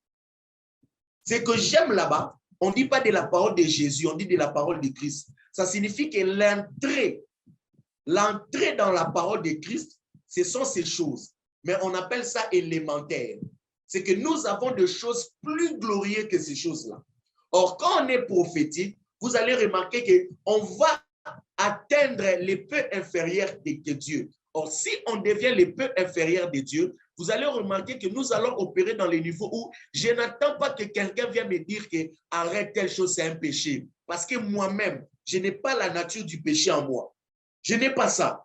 Donc, c'est difficile qu'une chose arrive telle comme ça, on me dit que c'est un péché, j'ai péché. Non, je ne peux pas arriver là-bas parce que ce n'est plus une nature à moi. Or, vous allez remarquer, on précise même sur la foi. Or, la Bible dit que, j'ai entendu un prédicateur qui dit que quand Dieu créait, Dieu avait la foi. Voilà pourquoi il a dit que la lumière soit et la lumière fut.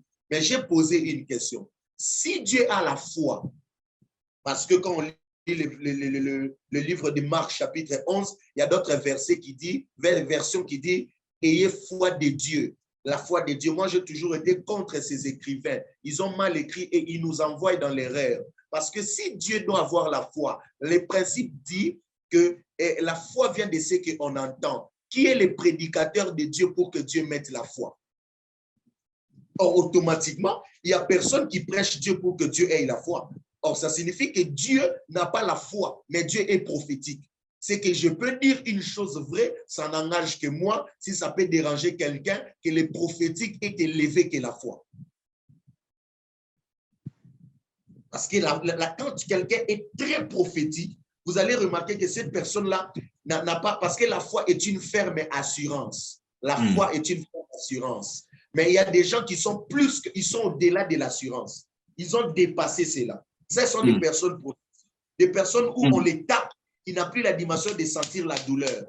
Les personnes comme ces genres de personnes-là, les personnes comme les Étienne, on les lapide, on les lance les pierres. Mais comment tu n'as pas la douleur? Mais toi, tu es en train de voir les trônes de Dieu. C'est que cet homme, il était au-delà, il était très prophétique. Très prophétique. C'est que si on est prophétique, nous, à ces temps de la fin, nous serons capables de tenir face même à la tribulation.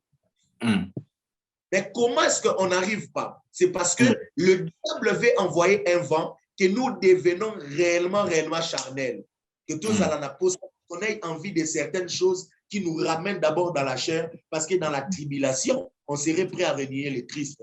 Mais si on est réellement prophétique, on ne peut pas renier le Christ. Pourquoi on ne peut pas le renier le Christ? Parce qu'on est prophétique. On sait que ce que vous faites là, ce n'est rien de grave. Ça ne va rien faire. Nous savons que nous, tels que nous sommes là, nos yeux ne regardent pas ce que vous faites. Nos yeux regardent telle chose. Je veux dire quelque chose, homme de Dieu. Si vous avez fait un rêve, vous avez rêvé que votre fiancé vous a giflé et que vous vous êtes vu, en fait, il vous a giflé dans un rêve. Et après sa gifle-là, vous l'avez sérieusement tapé, elle est morte. Et dans la chair comme ça, vous vous êtes vu et t'as giflé. Je pense qu'après, vous allez répliquer. Je ne pense pas. Parce que vous-même, vous allez dire que ce qui n'a répliqué en Koufa. Parce que j'avais déjà rêvé que je l'ai répliqué, elle est morte. Vous voyez? Donc, c'est que après vous giflez, vous la maîtrisez. Pourquoi vous faites ça? Vous apparaissez juste prophétique devant elle. Pourquoi? Parce que c'est un événement que vous avez vécu autant de jours en avance. Voilà pourquoi je vais terminer ici pour dire, le prophétique, c'est celui qui vit les temps à son avance. Je ne peux pas vivre 2022 en 2022. Il faut que je vive 2022 en 2015. Là, je suis prophétique. Parce que si nous vivons en 2022, nous allons pleurer, nous allons nous lamenter, nous allons entrer dans certaines erreurs. Or, ce qu'on doit faire, c'est qu'avant que j'arrive en 2030, moi, je dois vivre mes 2030 aujourd'hui. C'est que qu'est-ce qui se passe? Je dois entrer dans la dimension de moi-même. Je dois être capable de retrouver mon avenir en moi. Voilà pourquoi vous allez remarquer, il y a un homme que la Bible parle, les gens l'ont appelé prophète, mais il n'était pas prophète, il était seulement prophétique. Cet homme s'appelle Joseph. Joseph a eu à voir 50 ans en avance de sa vie. Il a vu qu'il était la lumière dans sa maison. Il a vu qu'il était la lumière en Égypte. Pourquoi? Parce que quand Joseph fait les rêves, il a vu le soleil et la lune se prosterner. Son papa l'a conduit dans les rêves. Son père l'a dit que tu veux dire quoi? C'est moi et ta mère. Or, la maman de Joseph n'était pas la lune. Pourquoi? Parce que Jacob n'avait pas une seule femme. Jacob en avait 4. Comment est-ce que la maman de Joseph peut être elle-même la lune? C'est qu'il fallait qu'il y ait 4 lunes. Et comment il y a une seule lune? Parce que Jacob, tu as 4 femmes. Comment tu représentes la lune comme ta femme? Ta femme n'a pas la dimension de la lune. La lune, c'est le maître de la nuit. Or, le maître de la lune, qui est le maître du soir, ne peut pas être dans la maison de la lumière. On doit le trouver au-delà d'Israël. On doit le trouver en Égypte. Donc, dans la vision de Joseph, quand il voyait le soleil, c'était Jacob. Et quand il voyait la lune, c'était Pharaon. C'était les 2 maîtres, des 2 maisons et des mères. C'est ce que ça allait dire. C'est que Joseph a vu sa vie 50 ans en avance. Il a vu ça. Il a vu ça. C'est que quand il arrive là où ses frères l'arrêtent, il dit, ah, c'est normal, ils doivent me trahir. Quand il arrive devant Pharaon qui est la lune, il comprend que Pharaon, tout ce que tu fais là, toi, tu vas te prosterner. Le jour où il voit ses frères, quand il appelle ses frères, regarde comment il les a intimidés. Il a intimidé Benjamin, il a dit, tu ne sais pas que j'ai une coupe. Il parle de la coupe où il fait la divination. Aucune divination. Il ne faisait pas la divination. Il avait un agenda rempli de son avenir de 50 ans. Il savait qu'est-ce qui doit arriver. Il le savait bien. Et il leur dit, oh, je peux faire une divination maintenant. Où est votre père? Il savait. Si la lune s'est prosternée, la seule chose que j'attends, c'est le soleil. Il savait que le soleil doit revenir. Ça, il était prophétique. Et qu'est-ce qui se passe? Nous, aujourd'hui, nous avons un problème. Le problème que nous avons, nous rencontrons des embuscades parce qu'on n'est pas prophétique. On n'est pas prophétique. Plein d'embuscades. Plein d'embuscades. L'heure, elle est venue qu'on devienne prophétique. Pour une chose que je vais préciser, la chose que tu as déjà vue la nuit, la chose que tu as déjà affrontée la nuit, la chose que tu as déjà rencontrée, même si tu l'as rencontrée, tu n'auras pas peur d'elle parce que tu étais déjà avec elle. C'est comme pour une ex-femme n'est pas très mordante qu'une nouvelle. Parce que la nouvelle, il faut l'étudier. Il faut connaître comment elle se fâche. Il faut connaître comment la calmer. Mais une ancienne, elle est déjà bien connue. Il suffit juste de bouger la formule Vous savez, je vais bien dire. Il faut être prophétique. Le prophétique, c'est être capable de vivre en avance, avant aujourd'hui. C'est qu'aujourd'hui, nous sommes le 26, mais je dois déjà vivre décembre 2022. Quand je vis décembre 2022, je n'ai plus le temps d'avoir peur. Cette dimension existe en nous. Si Joseph a vécu ces choses, et pourquoi pas nous? Pourquoi pas nous? C'est très possible de le faire. Il y a une autre chose que Dieu dit. Il dit que Élie le prophète reviendra, l'esprit d'Élie reviendra. Pourquoi il dit que l'esprit d'Élie doit revenir? Parce qu'il sait que l'esprit d'Élie n'est pas l'esprit des prophètes, mais c'est l'esprit prophétique. Parce que l'esprit d'Élie n'est pas l'esprit de la prophétie ou des prophètes, mais c'est l'esprit prophétique. L'esprit d'Élie, c'est l'esprit qui a rencontré les entités, les obstacles, les esprits obstacles. C'est que c'est lui qui portera l'esprit d'Élie. N'aura pas peur quand il rencontrera l'esprit de Jézabel dans une autre femme ou dans une autre saison ou dans une autre époque. C'est que quand il sera face à elle, il sera prêt à livrer de grandes batailles parce que ce n'est pas des choses qui vont l'effrayer. Mais vous allez remarquer quelque chose. Jean-Baptiste, il était la continuité de l'esprit d'Élie. Il a accepté qu'on le mette en prison.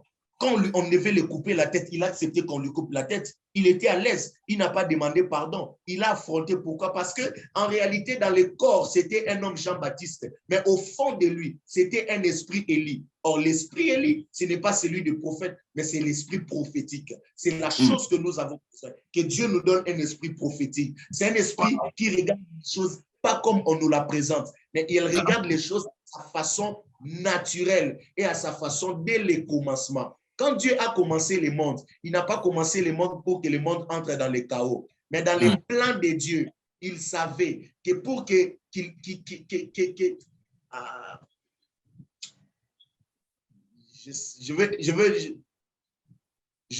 veux dire ceci.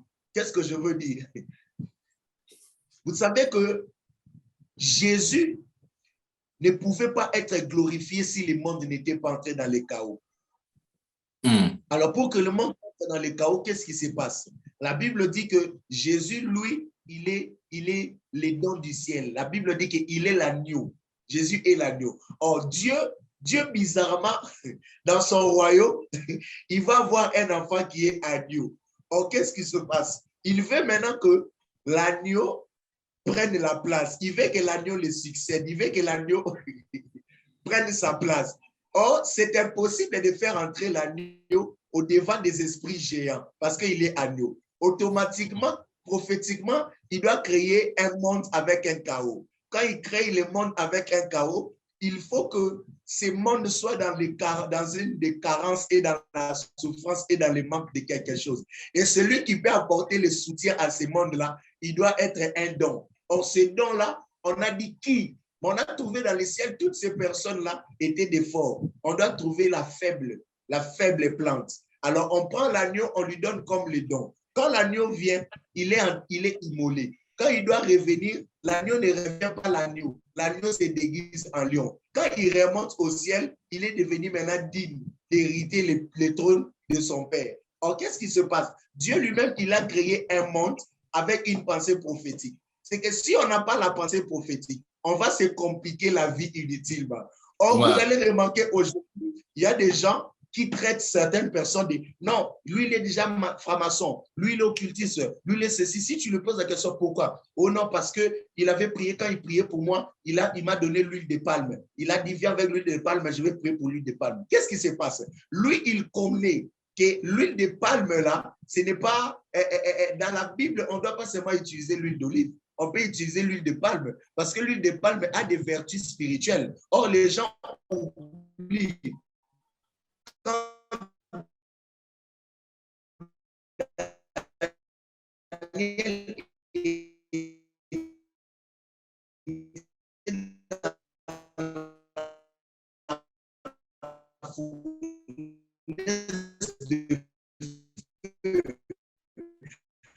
La quatrième personne était à Paris, elle a pris les palmiers du repos parce qu'il faut demander à Déborah, il vous parlera des palmiers du repos. Comment est-ce que tu trouves les repos dans le feu? C'est que les palmiers du repos est là. Alors que dans ces palmiers, il y a 300 vertus. Alors du coup, il dit, mais non, prenez l'huile d'olive, de palme, je vais prier pour ça. Vous allez aller peut-être vous oindre, etc. Quelqu'un dit, oh non, c'est la sorcellerie. Non, moi, je veux dire ceci. Ça n'engage que moi. Je ne veux pas dire que on est dans la même foi. C'est que quand on est prophétique, on est au-delà des limites. On est au-delà des barrières. On est au-delà de ces choses. Moi, si je prie avec quelqu'un et qu'il traverse le mur, je ne dirais pas qu'il est magicien, je ne dirais pas qu'il est sorcier, je dirais seulement que cet homme a atteint un autre niveau prophétique. Il a atteint un autre niveau. Vous savez pourquoi est-ce qu'aujourd'hui, certaines créations de choses sont venues,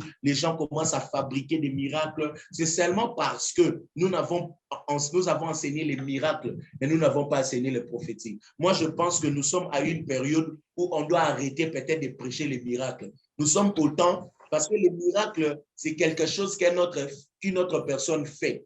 Mais or, les prophétiques, c'est quelque chose de chez nous. Vous allez remarquer que quand Joseph est allé interpréter les rêves de Pharaon en Égypte, la première des personnes à interpréter les rêves, ce n'était pas Joseph, c'était son propre père. C'est que l'art d'interpréter, Joseph a appris ça chez eux à la maison. C'était leur truc. Ça signifie que Dieu a besoin d'un peuple prophétique. C'est que les pasteurs est prophétique, le diacre est prophétique, les chantres prophétiques, les protocoles prophétiques. Tout le monde sont tellement prophétiques, tellement on est prophétique pour aller plus loin. Donc, il y a des prières prophétiques où, si ça me vient comme ça, je dis, aujourd'hui, je vais prier la tête en bas, les pieds au-dessus. C'est normal, parce que la Bible parle du prophète Élie. Homme de Dieu, vous savez que le prophète Élie lui-même, quand il est revenu, il dit ceci, « Jusqu'à quand clocherez-vous à gauche et à droite ?» Ça, c'est la maladie qui est dans les nations.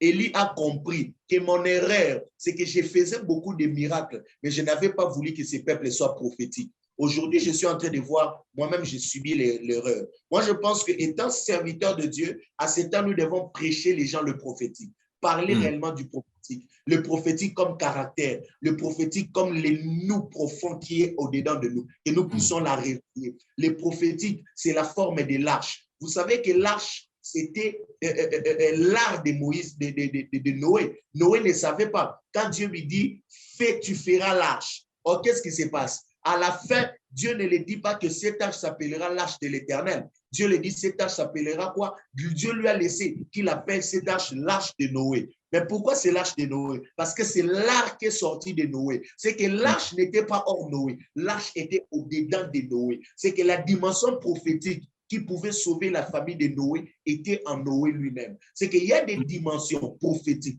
qui sont au-dedans de nous, que nous devons réveiller. Ou quelqu'un est face à une maladie, au lieu de regarder les médecins, mais une dimension prophétique doit sortir au-dedans de toi-même. J'ai vu des gens comme ça, il prend du sel, il se lance, il est guéri. Il y a un pasteur, on a dit ça à la réunion, quand on est en train de discuter pour aller réflexionner le mausolée de celui qui est mon père, la matriarche Naoum Toubachaouba. Il y a un pasteur qui a été frappé d'une blessure et la jambe était comme un éléphant. Il est allé au cimetière, il a commencé à pleurer, il a déposé sa jambe de fleurs comme offrande, il a pris les sables, il est en train de frotter les sables du cimetière, il frotte sur la jambe. Il frotte sur la jambe, il frotte sur la jambe, il est en train de pleurer, il dit, toi tu nous as prêché, toi tu nous as dit telle chose, toi tu nous as dit telle chose, mais aujourd'hui tu n'es plus là, regarde les choses qu'on est en train de vivre. Cette blessure a commencé à sécher et la jambe a retrouvé sa forme normale. Et quand on parle ça aux gens, ça donne l'impression comme si c'est quelque chose d'anormal, de bizarre, mais c'est une dimension prophétique. Personne l'avait prêché, que personne lui avait dit. Alors, c'est la seule chose que je peux nous demander, c'est que regardons les choses à un autre angle. Parce que si la société doit être efficace, la société ne doit pas se fier à la philosophie, la société ne doit pas compter sur les scientifiques, mais la société doit aussi compter sur les prophétiques. Le prophétique comme la capacité qui est au-dedans de nous, la capacité de sortir, c'est que la science n'a pas enseigné, la capacité de sortir, c'est que la philosophie n'a pas maîtrisé, la capacité de sortir, c'est que les mathématiciens n'ont pas... Homme de Dieu, je vais dire un truc. Est-ce que vous ne savez pas que les fils de ce monde sont en train de nous défier? Quelqu'un qui dort, qui se réveille, il nous donne la formule, il vient avec une formule, il crée l'iPhone. Aujourd'hui, l'iPhone est devenu le téléphone de tout le monde. Vous lui posez la question, il vous dit, l'iPhone, c'est sa formule. Là, il sait où. Qu'est-ce qui se passe? Comment ça? Mais les chrétiens d'aujourd'hui, là, ils vous disent, ils préfèrent utiliser iPhone. Ils vous disent, nous, c'est vraiment le ciel. Nous, on va craindre les Seigneurs, on va aller au ciel. Mais non, ils ne savent pas que le diable, avec ses enfants, utilise une dimension prophétique de, la base, de ce monde bas. C'est la dimension de recevoir des formules pour faire comme des téléphones et ceci, cela. Or, vous allez remarquer, quand vous regardez la lignée d'Abraham, Abraham a donné, plutôt la lignée de Adam. Adam a donné naissance à Abel, il a donné naissance à Caïn. Caïn est mort. Abel est mort, Caïn est resté en vie, mais après lui va venir un enfant qu'on appelle Seth. Et quand vous regardez la ligne, la descendance de ces deux personnes, vous allez remarquer dans la ligne de Caïn, c'est la ligne qui a donné le Caïnite. Le Caïnite, et dans la ligne de Seth, il y a eu une autre ligne. Mais dans la ligne de Caïn, il y a des gens qui sont venus avec une connaissance qu'on appelait le Maha. Le Maha. Le Maha, cette connaissance-là, il avait la capacité de créer des choses, d'inventer des choses, de créer des choses, de construire, tout ça et tout ça. Il y avait les Maha et les Mada, les deux choses. Mais vous allez remarquer dans la lignée de Seth, qu'est-ce qui se passe? Seth n'est pas allé pour créer des téléphones. Parce que la lignée de la technologie, c'est la lignée de Caïn. Caïn est l'ancien et le père de tous les technologiens. Tous ces gens, les techniciens, leur ancêtre, c'est Caïn. Parce que Caïn a commencé à enfanter ces gens-là. Vous voyez, c'est que la technique inventée, les inventions, tout cela, c'est Caïn. Mais quand vous regardez du côté de Seth, qu'est-ce que Seth a fait? La chose la plus glorieuse de Seth, c'était quoi? C'était l'autel. Comment Seth va voir la révélation de l'autel? Parce que le nom de l'Éternel a repris à être invoqué par Seth. Or, pour invoquer le nom de l'Éternel, il faut avoir la forme de l'autel. Parce que tout autel n'est pas l'autel qui correspond à l'invocation de l'Éternel. Parce que tout autel sert d'invoquer les esprits. Or, dans la classe des esprits, l'Éternel lui-même est aussi l'esprit le plus ancien. Or, comme il est l'esprit le plus ancien, la forme de son autel est différente de la forme des autels des autres. Or, si tu bâtis une autel à une mauvaise forme, ça peut appeler un esprit, peut-être négatif, peut-être l'esprit de la mort, de la chasteté, de la pauvreté. Mais bâtir une autel qui fait appel à l'Éternel, c'est que Seth avait vraiment eu la révélation prophétique de l'autel qui ressemble à la forme de l'invocation de Yahweh. Et vous allez remarquer, le nom de l'Éternel a repris d'être invoqué dans cette terre-là. Ça signifie que la richesse de Seth, c'était l'autel et l'Éternel. La richesse de Caïn, c'était la technologie et les inventions. Ça signifie que quand Dieu descend, c'était une gloire totale.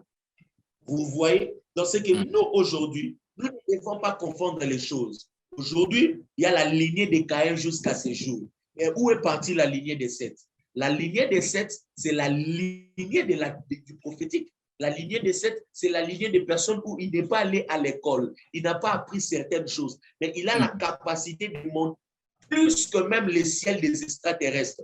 Parce que si ils reçoivent les formules extraterrestres, nous, on peut aller très haut. C'est ça. Mais la seule manière de partir, c'est au-dedans de nous-mêmes.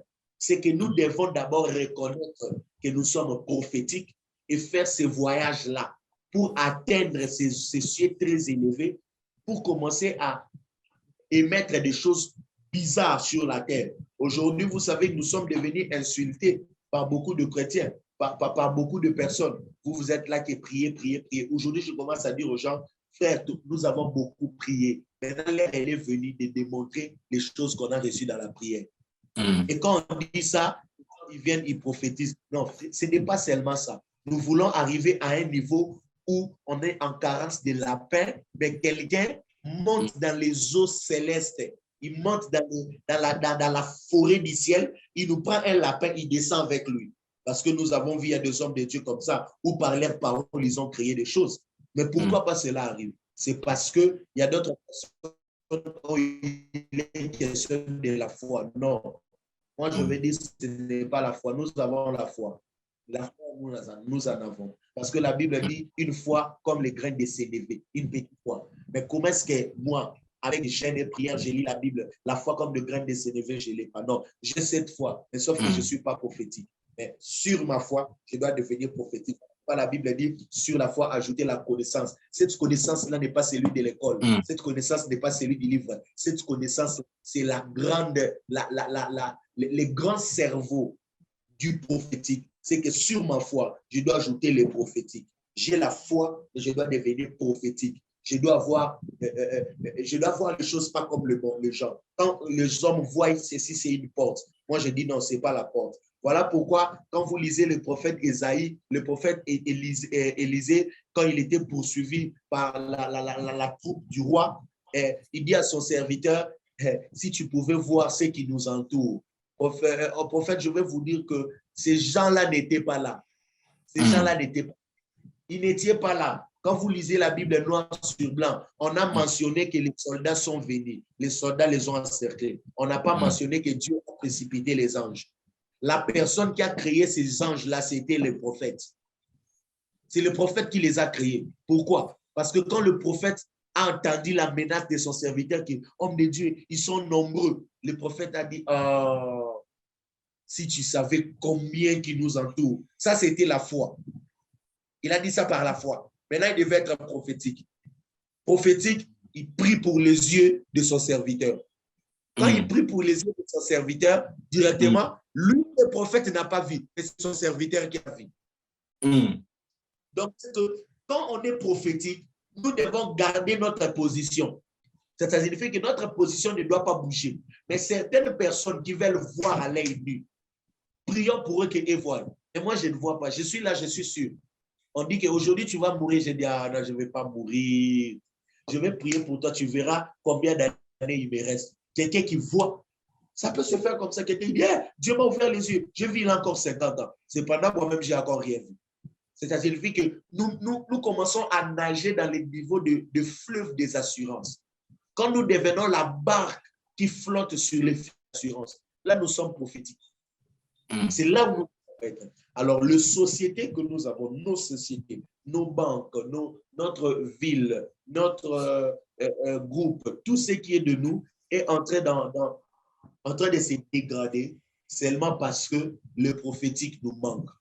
Nous avons les prophètes, nous avons la prophétie, nous avons la parole de connaissance, nous avons les enseignants, nous avons les docteurs, nous avons les jeûnes et les prières, mais il nous manque tous une vie du prophétique. La vie du prophétique, c'est-à-dire le caractère, ça signifie cette dimension de paix inférieure de Dieu. Cette dimension-là, beaucoup de gens ne l'ont pas. Quand vous lisez la Bible dans le livre de Psaume, la Bible dit Dieu se tient dans l'assemblée de Dieu. Et qu'est-ce qui se passe? La Bible dit, et quand il se tient là, dans l'assemblée de Dieu, ça signifie que Dieu est dans l'assemblée des hommes prophétiques. Quand on parle que Dieu se tient dans l'assemblée de Dieu, ça signifie lui, il est le Dieu créateur, mais il est au milieu des peu inférieurs de lui. Parce que vous allez remarquer, un homme normal ne peut pas aller au niveau les plus inférieurs de lui. Non, il peut venir dans la dimension de paix inférieure. Quand vous regardez le président, des fois, il partage ses réunions avec les ministres. Des fois, les ministres, c'est-à-dire les peu inférieurs. Il ne peut pas descendre trop bas. C'est trop difficile. C'est que nous, là, nous devons être les peu inférieurs. Le peu inférieur, c'est que notre caractère, notre foi, notre connaissance, notre vie, nous devons l'amener juste plus proche de lui. C'est-à-dire comment il agit, comment il fait. Quand il dit une chose, ça doit s'accomplir. Quand il fait une chose, la chose peut arriver. Vous allez remarquer, un moment, je commençais à remarquer dans ma vie, il m'arrivait, il suffit que j'aie besoin d'une chose. Quand c'est moi, j'ai besoin, la chose arrive. Je ne comprenais pas. Je commençais à arriver un jour, je me suis retrouvé quelque part avec un fils. J'étais en train de faire quelques réunions. J'ai eu besoin d'un frère. J'ai dit à un frère, j'ai besoin d'un tel frère. Lui, il a dit, papa, que je l'appelle. Il lui a appelé au téléphone. J'ai dit, mais pourquoi tu l'as appelé? Quand il appelait, le frère ne répondait pas. Le frère ne répondait pas. Mais qu'est-ce qui se passe? Là où le frère était chez lui, il était en train de dormir. Il m'a vu dans le rêve. Je suis en train de le réveiller. Je lui ai dit, j'ai besoin de toi. Tu es où? Le frère se réveille. Il prend le téléphone, il m'appelle. Il me dit, mais Abba, j'ai fait un rêve comme si vous êtes... J'ai commencé à rigoler là où nous étions avec les autres. J'ai dit, qu'est-ce que tu viens de dire? J'ai mis le haut-parleur. Il a dit, non, je vous ai vu dans les rêves en train de me rêver que vous avez besoin de moi. J'ai rigolé. Je lui ai donné l'adresse région de tel endroit. Quand il est venu, j'ai dit au berger, j'ai dit, mais berger, mais toi, tu as mis les unités pour appeler. Il n'a pas pris. Mais pourquoi est-ce que moi, qui avais seulement besoin, il est venu? Qu'est-ce qui se passe? C'est parce que j'ai essayé de... J'ai escaladé ces niveaux-là jusqu'à la discrédit que le besoin, et que mon besoin à moi, ce n'est pas les besoins d'un homme, c'est les besoins d'un Dieu. C'est ça là où on doit arriver. J'ai besoin de faire ceci, hein. Et les cas. Non. Ce sont des choses où on doit combattre à ce niveau. On doit combattre à ce niveau. Et les frères est rentré et j'ai parlé de ça à l'église. J'ai dit, viens frère, parle un peu, c'est quoi l'expérience que tu as vécue? Et c'est resté comme ça. Quand j'ai besoin de quelqu'un, les gens ne sont pas rapides d'appeler. Ils me regardent comme ça. Parce qu'ils savent que, bon, toi, quand tu as besoin, apparemment, toi-même, tu boostes les gens. Apparemment, ils te rêvent que tu as besoin d'eux. Apparemment, qu'est-ce qui se passe? C'est parce qu'on est à l'air pas à un niveau. Moi, je pense que la chose que nous devons faire maintenant, nous, chrétiens, parce que notre société, notre ville de refuge, c'est le christianisme, c'est l'Église. Ce que nous devons faire, nous devons un peu escalader les choses. Nous devons dépasser les systèmes de credo, les credos. Nous devons dépasser les credos. C'est les credos qui nous créent des problèmes. Les fondamentales, que oh non, Dieu ne peut pas faire telle chose.